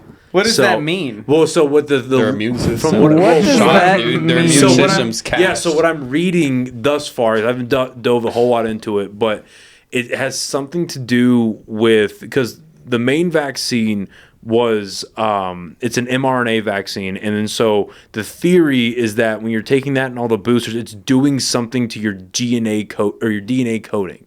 It's doing something to that's changing it. and Then you get AIDS. maybe you Dude. get super AIDS. You got- become Okay. AIDS man, bro. No, Theory, No, theory. I can't believe Toby took 4 vaccines. Yeah, What? Toby Yeah, took. dude. And he voted for 4. Kamala. As He well, actually, bro. he actually, You're fucking with me now. Toby Okay. actually Toby got. literally took 4 vaccines. Toby actually got in line. He took the Johnson and Johnson, the Moderna, both series, and both of the Pfizer, all at once In the same spot. in the same spot, and that's why. I want to see if He he got, answers. Toby. he got the Johnson and Johnson here. He got the Moderna in Dude, his he'll ass. never answer, bro. It was- Toby he got never a DP answers. No, vaccine. there's no way. Toby will never answer. He's probably building something. By But- fixing an air Building conditioner. his immune system. Yeah, he's fixing an air conditioner or a washing machine right now. Your won't, call dude. has been forwarded. Anyway, my theory is that that's what happened to the Raiders. If what you guys are saying is true, The Las Vegas vaccine? Raiders? if that's what you guys are saying is true, if you believe that to be science, then that's why the Raiders are so bad, because they took the vaccine. That makes sense to me. I mean, Because the Raiders are bad. yeah. At yeah. football. If they got the bad, then they're bad. So then, how bad did the Chiefs have to be? Because their main dude was in a Pfizer commercial and they still lost the Super Bowl. Bad. But Well, they won. that's all- They won got- 2 that's before all- that. They got True. Go Birds. Dude, by they the got way. Go Birds. Go fucking Birds. They got spanked. That's in all the devil fucking work. Super. The devil said, No, that's if The you sign devil this is Taylor contract with Swift. me right now, I will give you a year of success. But that's how the devil works. He doesn't say when that's up. He doesn't say if you're going to win in the end. He says that you'll have success. I think it's a conspiracy to take down the city of Philadelphia. Because if you saw the last time they won the Super Bowl, They're that too strong. city They're too strong. rioted like crazy. So they were Yeah. trying to do that again and Well, take what, it down what once happened and for this all. time? They seemed pretty chill this time. I didn't right? see any I didn't videos. see much. No, they I saw they some buttered shit. It was the- ridiculous. They buttered the poll. They I buttered saw the, some- they I saw were, some reels, They dude. were prepared this time. They buttered They the polls buttered the before polls. the game. They did. They did what? They, You didn't see they that grease when the they poles, bro. They have a pole They'll greaser. climb Yeah. the poles. Yeah. So like 5 or It's 6 true. years ago, This is true. whenever This is real. Philadelphia won the Super Bowl against the Patriots, Buttered and the people poles. were climbing the light poles and rioting. And then, like, the next day, they greased the poles. So city workers. Had to go. They're out there and all grease day. the is poles. real. A brick of butter, bro. They olive oil paint rolled that shit, Yeah, bro. they They just fucking dipped the paintbrush in olive oil. yeah, and they greased those poles up. This is in Philadelphia, the city of love, too. Yes. A brotherly love. They got It's their also best the- fags out there. They're like, hey, The city of grease poles. Roll them polish the poles. People still got on them. Oh, yeah, they found a way. They climbed them. They climbed those poles. Dude, Oh. that... That's funny. Dude, that's those really videos, funny. those videos from that first Super Bowl, there's nothing like it. That's America They're right driving there. like What's that fucking- mentality? It's like we won. Let's destroy No, our 'cause- city. because the Eagles, Exactly. So the Eagles won in like 2013, right? Yeah, it was like 2016 or 17. I thought it Okay. was even 2018, 2020. It was recent. Well, 'cause Yeah, I it was remember. it was semi-recent. So I remember being so at the military school that I went to, they would always play the Super Bowl in the fucking cafeteria, right? They would fucking completely space out the cafeteria, have a bunch of projectors pulled down, they get in a bunch of good food. That's American. And just like Super That is Bowl straight everywhere, American. right? And I remember the Eagles were playing. I don't know if they won, but I remember the Eagles were playing this year. The Patriots, yeah. And it might have, because what year was that they won? It was like 2016, 17, maybe Okay. 18. 2018, I think. Maybe? Around the later teens, 2010s. later teens. Okay, well, at some point, the Eagles were playing in the Super Bowl when I was in high school. Yeah. I remember this. And so there is, it's very racist, but there is a code. There's like a code word at this military school that if you're talking about the black students, because they're always fucking off and making issues, you call them athletes. Always. They're like the fucking athletes. Yeah, the fucking They're always athletes. stealing my shit. Every fucking time. So there were like 7 tables taken up by just athletes watching the fucking Super Bowl. And every time that the fucking Eagles made a touchdown, they would literally start like screaming and hollering and like throwing things and like jumping on the tables and like freaking the fuck out. They were good. They were fighting against the Republic, bro. Me and all my It was- friends were like in the back, like, what the fuck It was is going it was the on? Eagles, the underdogs with Nick Foles versus Tom Nick Brady. Foles. And it was the impossible, and they fucking did pulled it. it out. 2017-18. That I just looked it up, and goddamn, was that a time There was a time. to watch Tom Brady fall at the hands of Nick Foles. Who the fuck is Nick Foles? It was incredible. Where is he now? Nowhere. He doesn't play anymore. He didn't even play that whole season. He was the backup. Yeah, he played like five games. No, he played the Super Bowl. I know. Just the Super Bowl? Mm-hmm. No shit. They And had they still beat Brady? You still beat Brady. And there's a classic meme of like the Pats tried to run a play where they threw it to Tom Brady and it was right outside his reach and it went off his fingertips. And the Eagles ran the same play and scored a touchdown with Nick Foles catching the touchdown. He literally did not play the entire season. Their quarterback got hurt. They brought Nick Foles in for the Super Bowl and they won. It was incredible. And all the videos on Twitter at that time of all the Eagles fans riding. Wild. It was They were driving so like good. those Razor off-road cars up like the Rocky steps. Oh, and dude, shit. it was They so were good. going People were nuts. there's that video. It's like they're leaving the stadium. I think it was in like Minnesota or something.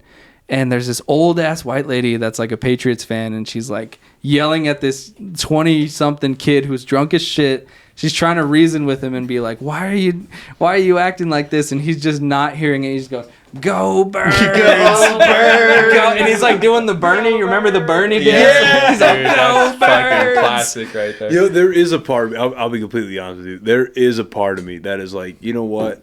I want to go to a place like New Orleans or Philadelphia or San Francisco, Baltimore, just somewhere where I know there's gonna be a riot after a big event, and I just want to be a part of it. I don't want to thank you, sir. I don't want to destroy shit like high value things, like high number. You're not or trying to- high dollar thing. I don't want to kill anybody. Not trying to loot. I don't want. I Yeah, just I'm wanna not. see I'm not trying to loot nothing like that. But I Just do. flip See a over- sports town. Yeah, at their flip fucking over a peak, couple of dude. cop Yeah, cars. yeah, I do want to because Yeah. that's insured by the city. You know, I want to go flip over a car. I want to run with the crowd. Yeah. in celebration, Oh, not yeah. in defeat. I was talking to my little brother about that. He goes to Duke right now. And I was just like, how is it being at like an actual college that their With whole real town, sports. yeah, with Yeah. real sports, Duke and basketball is nuts. yeah, they fucking light benches on fire. They don't give a fuck. Oh They're yeah, nuts there. and it's all white there at Yeah. Duke. Dude, you want to hear a fucking out of body experience that I had? All right, so I went to Alabama. I went to their fucking To Tuscaloosa. Yes, sir. Oh. Because my family, That's the cream of the crop. Yeah, dog, big dog. Let me tell you what. So my family, my mom's side of the family, they're all from Alabama, right? That's like where they fucking hail from. And Alabama Crimson Tide football is like in the family. Like Oh, that yeah. is what. Yeah, that's Oh, what. you bleed crimson. Oh, You yeah, roll dude, Tide, that is baby. what- yeah, Roll Tide. Roll Tide. Roll That is damn what- Tide. That is what I fucking grew up on. That's my thing. I was like, all right, whatever. Yeah, I'd always enjoyed it, and it was always being like, yeah. I grew up like in the Nick Saban era. You know what I mean? So Oh, it's like good we're times. just winning all the times. Like, and whenever college football came up, 'cause I don't follow football very much. So I was like, yeah, I'm an Alabama fan. People shut the fuck up because they're like, oh, he's a fucking Nick Saban fan. All right. So then Wait, don't close that. I go down to fucking. Can you grab me a beer on the way back? I don't know how Noah hasn't pissed yet, dude. I know, So he's I'll a take fucking it. professional. This here, bro. Yeah, bro. So this is my full time We job. got done it. small bladders. But so I go down to, we're talking about college football. So I go down to fucking Alabama for a homecoming game, bro. Oh shit, Bro. that's probably an experience. 93, 96, say 93, just to be conservative a little bit. 93,000 Jesus people. Christ. Sold out stadium. The women all look the same. They are all the same. I'm getting fucking, worked up right now. Dude, Wait, what are we talking about? What state? in Alabama, Alabama. Tuscaloosa, Alabama. Alabama, Crimson Tide There's football a bunch game. of blonde white women. Dude, blonde hair, blue eye. Dude, I saw that and I was like, you know what? Hitler was onto something. Is the race. I understand. Yeah. I wouldn't want to pollute Hitler it might neither. have been for the boys, dude. I don't know. He might have been for the boys. Who knows, man? You bring, all you gotta do is you travel back in time. Like, hey, dude, we don't gotta do this like Holocaust or death bullshit. Hey, Let me just show you. Let me white show you how bitches. good America eventually gets. And you just take Hitler to an Alabama football game. That little mustache starts quivering, bro. Oh, God. Bro, we just needed to take him to Carnival, bro. Just show him all that ass. Dude. So, bro, all these brown people have that ass. Dude, I don't know how they grow those white women down in Alabama, dude, but fucking non-GMO. You know what I mean? Like, they knock it out of the fucking... Oh, yeah. All of them Oh, look yeah. the same. And their mothers all look the same, too. All of them, man. It was insane. Insane life experience for me. I had to... Dude, I just threw in a dip and just watched the game. Because I'm with my family. And you can't get bricked up when your fucking aunt and your grandma are right next to you. It's too hard, bro. It's not good. That's a Hard. sin. That's It's a sin. I think it is a sin, actually. Yeah. One shall not get bricked up while by But While but two you're generations are next to you. You're thinking it the whole time. Mm-hmm. Yeah. Oh, I turned to my fucking uncle and I was like, dude, are you seeing this? Like, yeah, it was my whole life, man. That's like that Shane Gillis bit. It's like, you seeing this? When they talk about like volleyball players that are fucking like 15 or 16 or whatever. No. Like, you Have seeing you seen- this? Have you seen that meme of when Shane hosted SNL like last week or the week before? Tate The picture of McRae. him next to Tate McRae, and it's like every SEC relationship. Oh, yeah. Just the hottest blonde girl Yeah, and the dude. dumpiest looking white Dude, dude. I pray that it just if I'm really just down and out and I can't find a wife that my life gets that shitty, I'm literally just gonna go down to Tuscaloosa, bro, and I'm gonna buy a good seat to an Alabama game. And I'm gonna enroll at the and I'm University of gonna Alabama. listen, I'm gonna shave the beard because I have a good mustache, and I'm just gonna play up the You have fact to that I have a look mustache, look yes. more white than I am brown, and I'm just gonna fucking play it up. Become a dude. firefighter in Did you Tuscaloosa. hear what he said about that? Where he was like, "Yeah, she sat on my lap. I had like maybe 30 minutes, and I was just dripping sweat. Oh, yeah. Soaked. He was like, my chest is just soaked. He's all, She no one touched asked my me knee." if it's okay to say. Yeah, he's all, yes. Yeah, Well, his chick is insane, bro. I haven't seen Have it. you seen? I haven't his- seen her. Dude, fucking good. Good Really? for him, bro. He deserves Dude, it. and, Yeah. and He's a man man. too, bro. I'm telling you, you don't have to be that attractive in comedy. You just gotta be funny. You gotta be funny, You just bro. gotta be You funny. And I'm telling you, if he gets handsome, he won't be as successful. Well, I don't think there's any way he could get handsome. Yeah. We're still talking about you Shane seen- Gillis, right? Yeah. He could lose weight and get fit if he really put his mind to it. Oh, if he got on I hope he Ozempic. doesn't. But have you seen his He's dad? not even that fat. Have you He's seen just his dad? big. His dad looks Oh, Phil? They look Oh, yeah, exactly Phil. the Yeah, same, Phil. dude.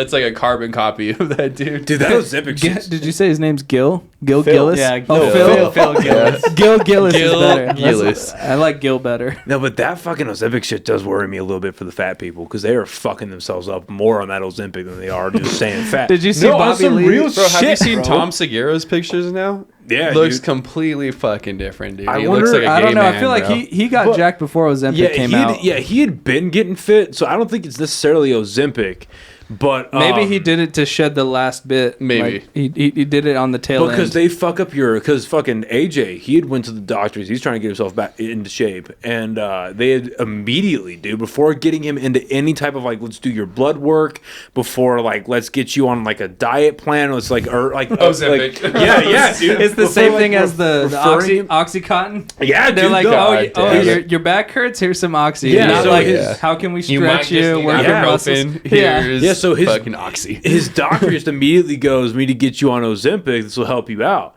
And so he calls me and he's like, "Hey Neil, you know a little bit about fitness. Is this fucking right?" I'm like, "No, dude. They're drug dealers." Yeah. So not to Yeah, sound like they're the just trying to fucking- make money. What's Yeah. the bad part of Ozempic? So the issue with Ozempic right now that they're finding is that it's really fucking up your thyroid. So what your thyroid what your thyroid does in your body primarily is it has like a couple different functions, but primarily what your thyroid does is it regulates hormones into your pituitary gland in your brain and your endocrine system, right? So and yeah, funny enough, he texts me right now. Yeah, you speaking of the fat man sings.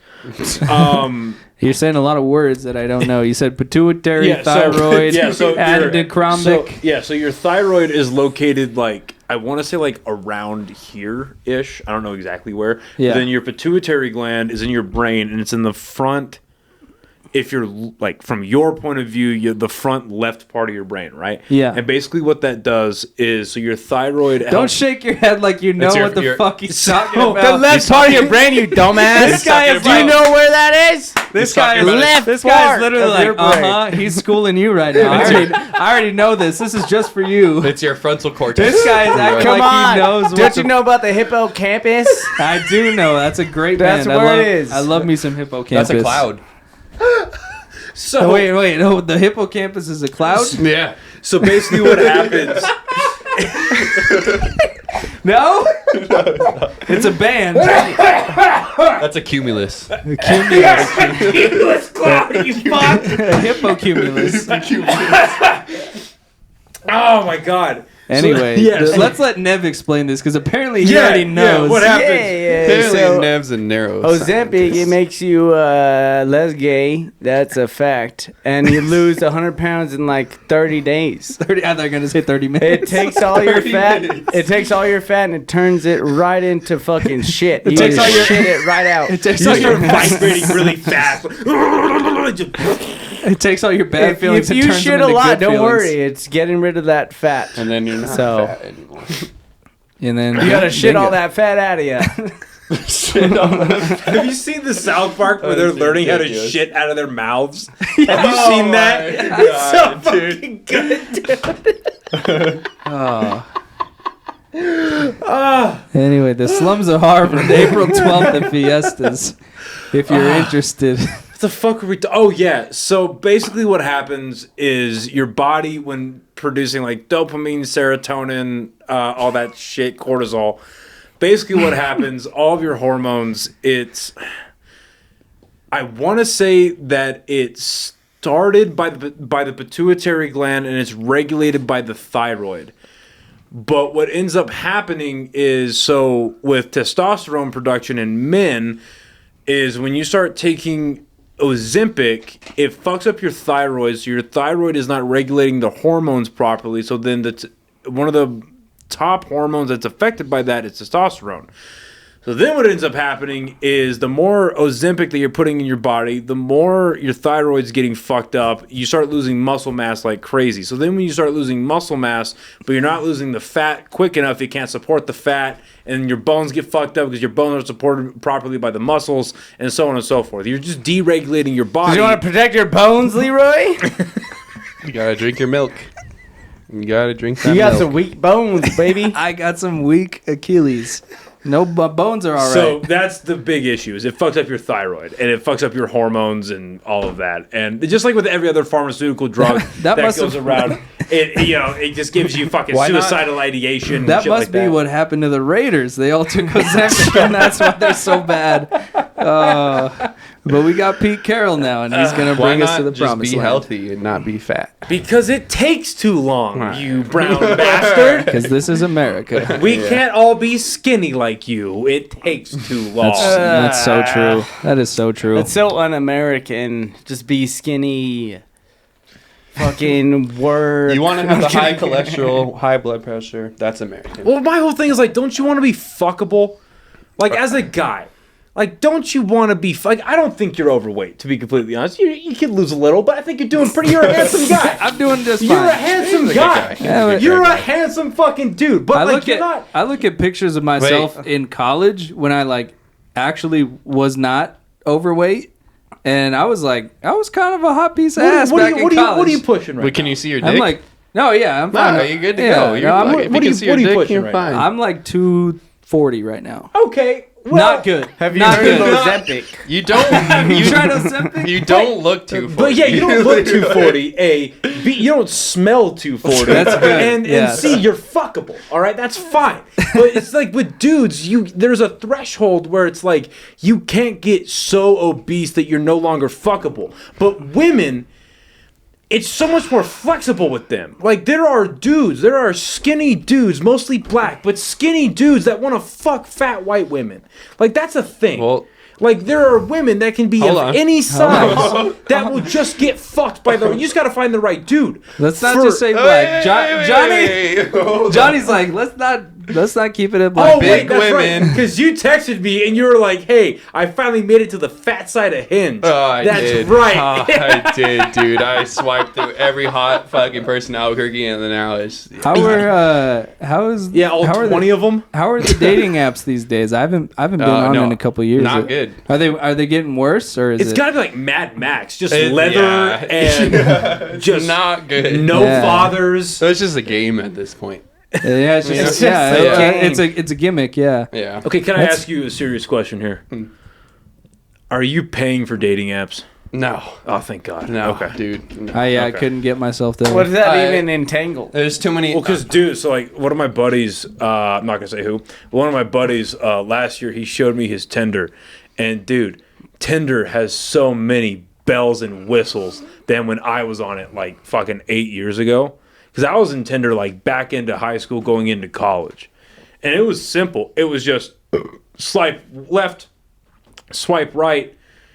You get like 50 swipes, and then in 24 hours, now you there's get like promotional ads. And yeah, shit, and, dude. and You he gotta showed me pay. his. Now there's like ads, and now there's like super likes, and there's like super duper likes, and then there's like you get to pay $5 a month, and you message them first without them even liking you. So that's kind of OnlyFans? so that's kind of predatory, right? You just fucking message them without them even liking you, and then it's like you get to send pictures for $1 more. I'm not making this shit up, dude. Like this is what he showed me, and I was like, and then you only get like 15 free swipes a day. And it's like, what the fuck is going on? They are monetizing the fuck out of horny, lonely men. And I thought that was OnlyFans' thing. And like, fair enough. Dude, it's everywhere, bro. But it's fucking, so how's your fucking Hinge No, experience? I had to delete it. After I hit the fat side of Hinge, it was gone off my phone. fat side? That's when I knew I was in the trenches. Like once again, The trenches were had full. to get out, dude. Had to fucking You don't pull want out of that. You don't want that juice. I mean, apparently fat girls give the best head because they're hungry. That's a myth. That's a movie myth. No, it's facts. He's like, from experience, I took one of them home after a show and it was not it's good. because of the hunger and She tried putting salt on my dick. well, it's Like, more it of the was- desperation. Like they want to prove something to you, you know. No, I So get they that. will put. And that's the podcast, They will everybody. put- Welcome to Improvised Intelligence. Thank you to Slums of Harvard for joining us today. Wait. So you're Go telling see me, them on April 12th at Fiestas. Wait, so you're saying you've never met a skinny chick that had something to prove? Never? Because I have. Yeah, you're right. I know Right? I I mean, it's not. I think you're being fat phobic. I'm talking about you the fucking piece of desperation. shit. No, I love fat people. Okay. Bang one Me and, fat- me and Johnny bang are one best fat. friends. This guy hangs out with Nick regularly. He's not big. All right, men are big boned. Nick is genuinely big boned. That man was just born to be big. I'm just saying it's like they have to put out like a kind of like a sunshine show, you know? It's like their debut of this is the one. You know? I So finally they put everything fucked into the there. backup guitarist of Slums of Harvard. I think I Wait. made it. Back up. Back up. Hey, What do you mean? in my mind, they're all just backups for me. We can get down this rabbit hole. Let's go. We can go. Let's go. To We can someone, go. okay, listen. What I'm getting from Johnny right now is listen. All right, he's Woody. He's getting played with his whole life. He's the main character. He's the main toy. But Buzz Lightyear came along, and now all the posters got changed. Yeah. The merch is different. Birds, The dude, sound they're on Toby- phase Toby three. is your Buzz Lightyear. Girls have dicks nowadays. You know what I mean? It's a new toy to play with. All right, here's my question: you get intimate with a nice woman. You're having a good time. You're already in it. All right, you're mid coitus. Things are going great. Hot and heavy. She's about to reach orgasm. Oh, All right, My you've, favorite part. all right, you've I got didn't her even know there. they could. the climax. They really can't, but you know, for argument's sake, let's say they're getting there. And in the fog of war, she leaps out. I'm a man. Oh, You finish the mission. not even a hesitation. Yeah. You finished The mission. It's that's the exact God same damn scenario as when your mom walks in on you jerking off. You look her in the That's eye never and you happened to finish me like a before. champ. No, the fuck you don't. No, you don't. It's the same thing. It's the Mom, same- get up! Get up, Mom! Dude, okay, so I had, oh my God, I've thought about this in years. So I used to have this little Acer, like $300 like notebook laptop, you know what I mean? Like tiny little laptop that was like only built for YouTube and Microsoft Word. You could do nothing on that thing, right? It was like 2:00 in the morning and I'm jorking, bro. Jorking. Like, jorts. like He's jorking. that's when you're jorking, and that's when you're jerking in jorts. Is jorking. So comfortable. I am going after it, right? And I've got one of those old, As some would say, feverishly masturbating. Yeah, foaming at the mouth. I am in the middle of hand-to-hand combat right now. Okay? God damn. And I'm like 16, maybe 15, 16. And I've got one of those old, you know, like the iPods used to come with the headphones, like the wired headphones. So I had one headphone in because I figured I could hear my mom if she would get up or whatever. And it's a super tiny house we lived in. Like literally, like it was literally like my room is here, small hallway. You've got a bathroom here, and then her bedroom is here. But they're like Directly on the, Yeah, in the same you're- hallway. yeah, Yeah, You yeah. were posting That close. recon. Yeah, yeah, like that. So I've got the earbuds in the right ear, left ear's open, so I can hear the enemy coming. Yeah. And but I just didn't hear it, dude. You got, And I'm you in a got room- the zone. You're I'm in locked a room smaller than this one, bro, and the door is behind me. Bad mistake. And dude, she walks in. And Standing? I hear that. No, I'm sitting. you Okay, fucking, okay. What am I, a pilgrim? I've got a seat. Dude, I don't know. And you're not in the bed. No, bro, I'm at my fucking little desk that I had. Oh, yeah. Interesting choice. Yeah, so I'm sitting Interesting there choice. Interesting. going after it, and I hear the door open, and instinctively, I just grab the lid of my laptop and slam it shut, dude. On your dick? No, you idiot. Just on the fucking... American- So I'm like right here. American Pie style. Yeah, and I just... And I goes... Like that, like really loud. And my mom goes, "What are you doing?" I'm like, "Nothing! Get out!" Mom. Fuck you, mom. Jesus Christ. It was fucking bad, dude. Oh, I've thought about that. What did she do? Did she leave? Yeah, she just fucking walked right the fuck okay. out. So Yeah. basically, you're a coward, is what I mean. Yeah, what am I Yeah. gonna do? Dude, establish dominance over the house and fucking I don't pay the bro. bills, you You piece of be shit. the man of the house. Are you a man or a mouse? I'm a fucking rat, bro. I'm a dirty New York rat trying to get his cheese. That was not good. Oh, I thought about that in years. I'm glad my mom has never caught me jerking off. I caught my. So happy. As far as you know. As far as I know. She's told me a few things at our shows. I walked in when I was in high school. I walked into my roommate jerking off because we had like this bigger room on campus, and the way the room was set up was like you walked in. There was like a bed. It was all like a bunk bed and like desk set up.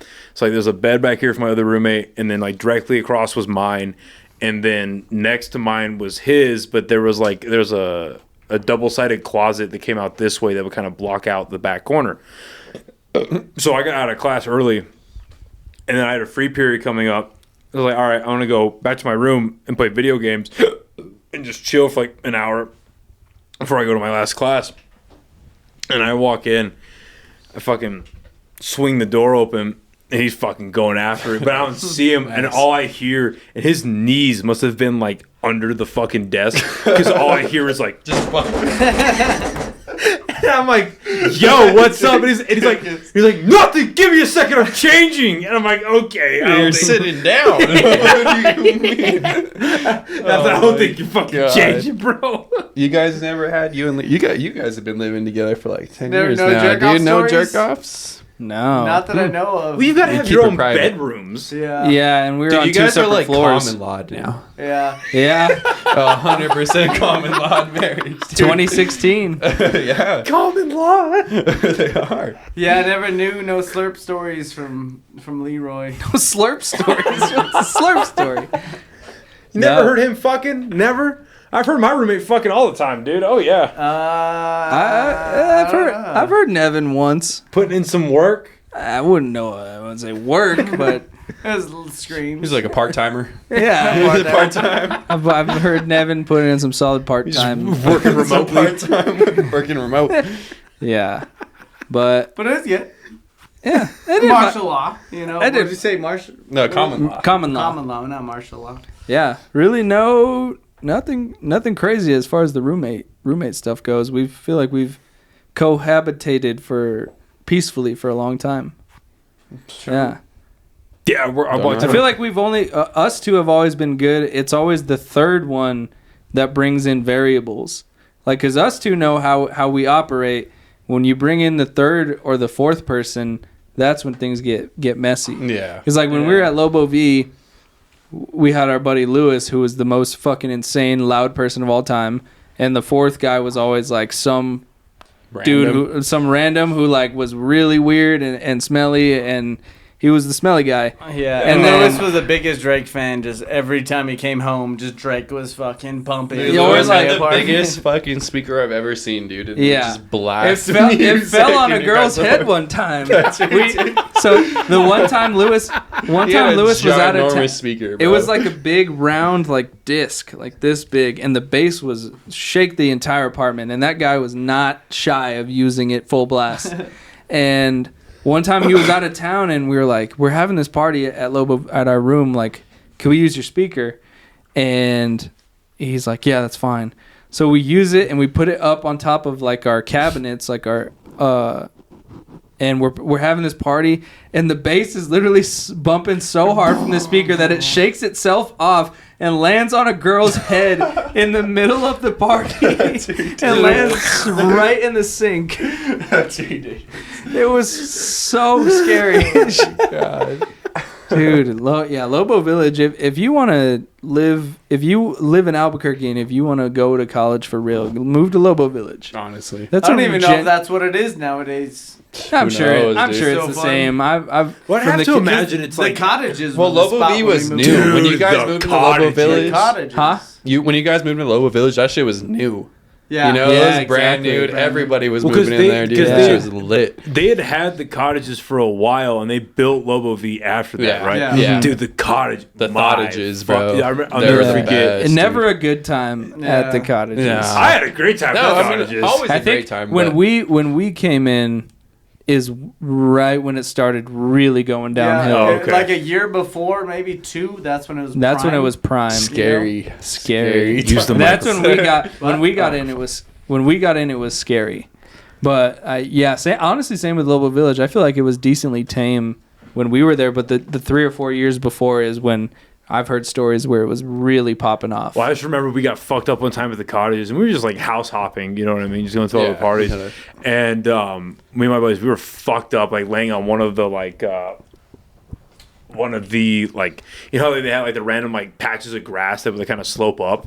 So we were laying on one of those, just fucking plastered out of our minds. That's a good day. And we see this guy just sprinting in front of us with 2 like bottles of something, just fucking doing this number. And then we hear, check out the fat guy. And then right behind him, there's this fat ass IPS like a security officer. Oh, the Just IPS, sprinting- bro. The God ops. damn it, Dude, the it's ops. the It's OG ops, bro. It's bro. the ops. sprinting after him, and then he falls, bro. He doesn't just fall and stay. He like tripped over his feet and rolled a couple, Damn. and just a bunch of college kids like, it was Dude. so bad, dude. Yeah. Dude, those grass hills, the best. Those grassy knolls. to lie on, bro. We after a hard outrun night. those security officers so many times. Yeah. Yeah, It was fun. It was pretty laissez-faire when we lived there, but I feel like after we left is when they really cracked down on the IPS security at Lobo Village. Like you couldn't go in unless you were with a resident, or Right, like they could only have one guest per Yep, apartment. I And remember I'm just that. like, damn, bro, we had 50 people in So our many, bro. little fucking Yeah, Lobo Village, V. ridiculous. Yeah, I parties, remember bro. it took a while for me to like realize like how many people were like too many type of thing, you know, because like we'd be late at night, we'd have fucking 50 people in our place, and then RA would come knocking on our door, and they would knock, and I'd be like, The cottages had an RA. no, No, Lobo V. Lobo Oh, V. Lobo V. Okay. Yeah, so they would knock, and I would just be like, come in, you know, and it's like, yeah, no, you're It's not supposed to RA. say that. Yeah. Yeah. It's like, yeah, you'll get in trouble for that type of shit. But yeah, Like- for me, I was just like, yeah, come over, like let's have fun. But they wouldn't let that happen. Yeah, you know? luckily, our roommate at the time, we had our fourth roommate was actually a cool guy. The first one, shout out Rob. He actually became friends with like all the RAs at Lobo V. So and then he was partying with them, and then he brought us along. So we knew all the RAs at Lobo V. So when we were throwing parties, like they kept it pretty chill with us. So that was nice. Yeah. But yeah, we had like a literal like. I wouldn't even. There were 4 bedrooms, but I wouldn't call it a 4-bedroom apartment because it was literally 4 boxes and then a tiny ass living room. Like it was the equivalent of like a 2-bedroom, and we like every room was open, people packed, you could not move. I just can't believe they thought that was a good idea. Like let's good. create a communal living space off campus. Off campus. Where we're just going to give these college kids, if they can afford it, full houses. And then we're just going to see what such a happens. good time, dude. Yeah, that was the best time, bro. I have, like, people, I feel like people, like, always have regrets, like, with going to college. They're like, college was such bullshit. I didn't fucking need it. Like, I feel the same. Like, I could have learned everything that I know now that was important in, like, a semester. But it took me 4.5 years because I had to go through all the bullshit. I have no fucking regrets going to college and paying all that money because that lifestyle really was worth it. That was fun, bro. That was such a good time. It really was. You just paid for a 4-year-long party. Exactly. Yeah, like if you want to go to college, do it right. Like, yeah. Obviously, if you want your degree and it's important, it was then either do it, Lobo but- V or the Harvard House, and that's where fucking people would be partying at. Yeah, the Harvard House came in clutch, but. Because there were like a string. It was probably around Harvard, but I know that it was downtown, like right next to like where Chiba Hut's at and like Frontier and all that. But I remember just reading like a string of houses where, and one of them where we would party at was Columbia. It was mainly the people that lived in there were all the male rugby team guys, and then there was a different house where all the female rugby team players played at or lived at, and we would like choose on what week and what house to go get fucked up at. Yeah, fun times. That's good times. Yeah. Rugby. Great times. And also like obviously this was pre-COVID. We all graduated like before COVID even hit, and to think we would just sit in Lobo V on a Friday night and just wait for somebody to text us an address. Not even like, hey, my friend is having this thing, you guys should come. You would just sit by your phone. It would get dropped in a group chat for us. An address. It's like, where's the party tonight? You know? And then they would just, no response, just an address. And then you would just show up to that address. Lit. And hopefully you could get your hands on a bottle or something to like, like Johnny said, it's the, what did you say? It's the formalities, the formality. dude. Yeah. Formalities. Like they would let you in if you had a bottle or like if you came in. As long as you contributed, you had to bring women or a bottle. And if you had both, you were a gangster. Yeah. Yep. And like you would just show up to that house, not knowing a single person, not knowing where you were going. There was really no Uber, or we couldn't afford Ubers, that's for sure. And, nope. And I'm just like, obviously I know college kids are still partying. College kids are always going to party because you just can't. That's just biology at that point. Yeah. You're out of your parents' house. It's you have different, freedom. bro. That's not as hard, dude, anymore. I feel like. Yeah, like, but still, it's, Fiestas I and don't stuff isn't. You know, it's not like how it used to be, bro. Fiestas used to be lit, bro. Yeah. Like from like 5 p.m.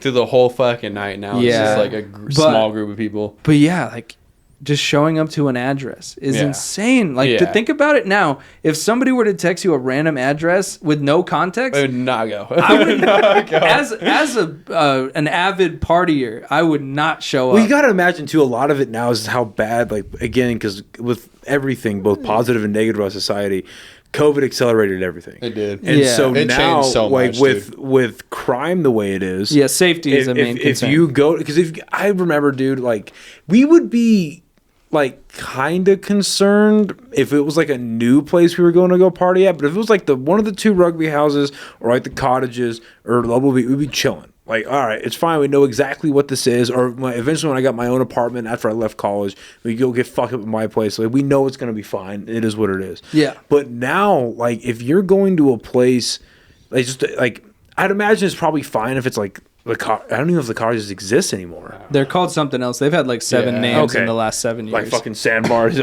keeps same getting thing, changed. same thing. But like, if you're going to like something like that, like Level V, where it's like a contained area where you know where it's at, like okay, maybe that's all right. But if you just get a fucking house party address, well then you don't know who all is there.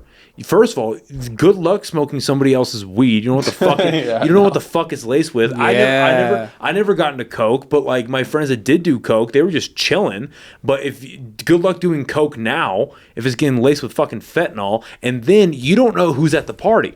You don't know who, what dude fucks some other guy's girlfriend, or you don't know what girl fucks some other guy's boyfriend, and then that dude rolls up strapped with 3 of his idiot friends, and they just shoot the house up. No, that's happened a couple times. I feel like. That's happened to you. Yeah, that happens all the fucking time. Where Yeah. people just get, whether it's like gang and drug issues that people that are like kind of affiliated with or completely affiliated with, that gets house parties shot up, or girls. The amount of shootings that happen over women is it's astronomical. Yeah. So why are you just gonna get yourself in that situation? And why are you going to get yourself in that situation now when you can just stay at your house with the friends that you know about and just have a couple of beers, maybe pass a bottle around and just chill? Yeah. Yeah. It's just not worth it anymore. And that's not Yeah. saying that at our age, like just being like a college kid. Yeah. It's not fun. Just sneak a fucking bottle of Jack into your dorm at your college. Yep. And just drink there. Or join a club,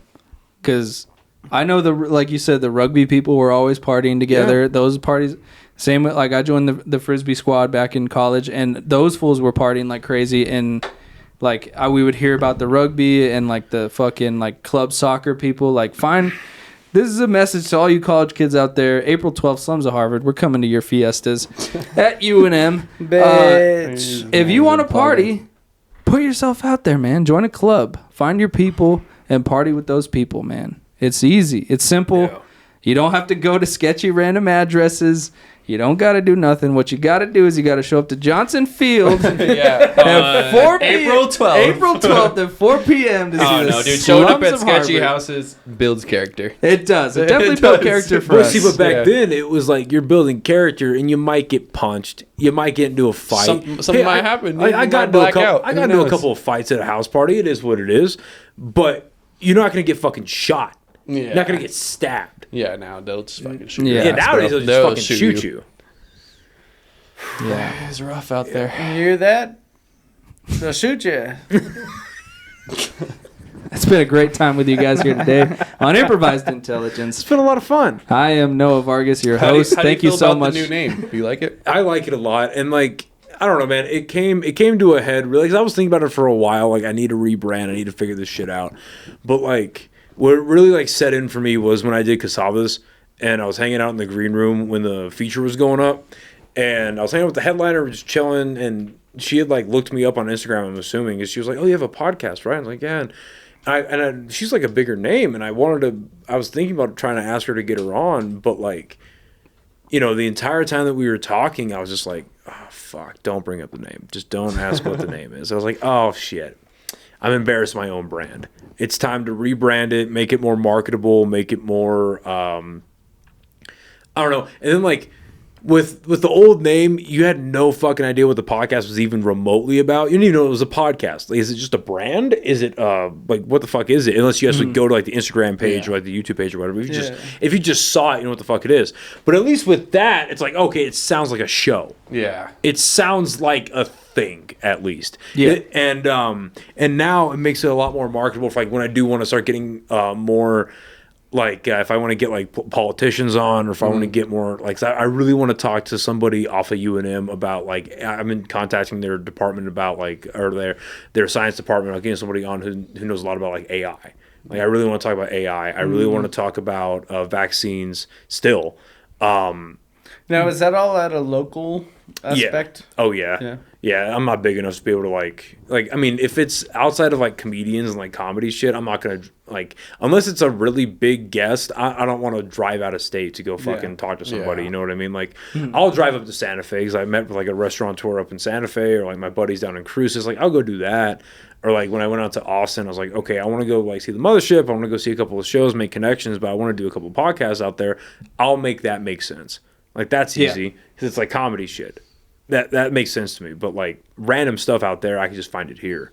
You know what I mean? And then now it's come a point where like it's a little bit more serious, like a little bit, so that as touring comedians come into town, I can pitch them and be like, "Hey, you want to come on the podcast?" Yeah. Which I've done before. Like we had like a couple of Austin comics came into town 2-3 weeks ago. I had them on the podcast. When Dustin Ibarra came into town last year to go play Casadas, I had him on the podcast. So I mean, if you're feeling like, I don't know, embarrassed or whatever about promoting that, it's like, all right. Yeah, it's time to change something. Yeah. Yeah, because I didn't expect this shit to last longer than like 6 months. Yeah. You know what I mean? But now we're fucking... So will always be only Kings to me. Thanks, man. Well, with that t-shirt, I'm exactly fucking surprised. This will always be that house that's in the bail bonds. That's in the bail bonds. Bro, the first time me and Nick pulled up to Noah's podcast, we're like, I think it's... Yeah. It says the address is here, and it says like something bail bonds, and it's like it looks like an establishment, like a business. Well, because at the time, this is before me and my chick had split up for a bit, and we were living. Because I got kicked out of my mom's place I was renting from her, and her family owns a property downtown, and they're like, "You just fucking rent out of here." So I was like, "All right, sure." It has a fucking bedroom, it has a nice living space, has a good podcast room. Fuck it, why not? Rent's cheap, well, ish. So like, fuck it, I'll just live there. And then so whenever like it was people that I didn't know, I never met at all, like in person, like these guys. Fucking, I'd hit them like, "Yeah, let's do a podcast together." Blah blah blah. And they had rolled it like, "Are you in a fucking bail bonds place?" I was like, "Yeah." I was never there. I don't know. I went to your place at the west side. Yeah. Never the bail bonds. Yeah. But all right, so you've got Fiestas on the 12th, and then Inside Out. When is that? The Slums of Harvard like summer thing again? No, we haven't booked the Slummy Cake Summer Bash yet, but we got May 2nd at Marble downtown. Just went down there last night. It was cold as shit, but people still showed up, so Marble's still popping. So May 2nd, Marble downtown, and then May 31st at Inside Out is what we got so far. Fuck yeah. Yeah, So- and then keep an eye out for our TikTok. We're trying to do some fucking shit, some hot sauce. Trying to do some skits, all kinds of stuff. skits. Trying to get our TikTok. Oh yeah, if you wanted Yeah. to book me for the fuck you guys wanted me to host, I'll do that. Yeah, Nevin. That's fine. Nevin That's the talked plan. about doing a Slums dance battle.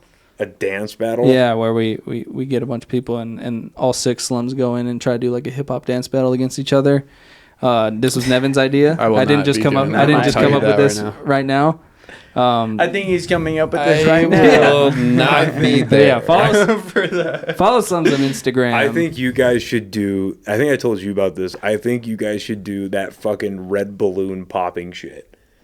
Have you seen that? Like gender reveal? No, where you have like where you have like the bang the line balloon out of each other? where you have like the line of chicks that all have a balloon, and you have the one single guy come out. And he talks to all the chicks, and they pop their balloon when they're no longer interested in it. You guys should do They're that. no longer. Johnny, That'd be good. you're up. Yeah, you guys should do that. Dude.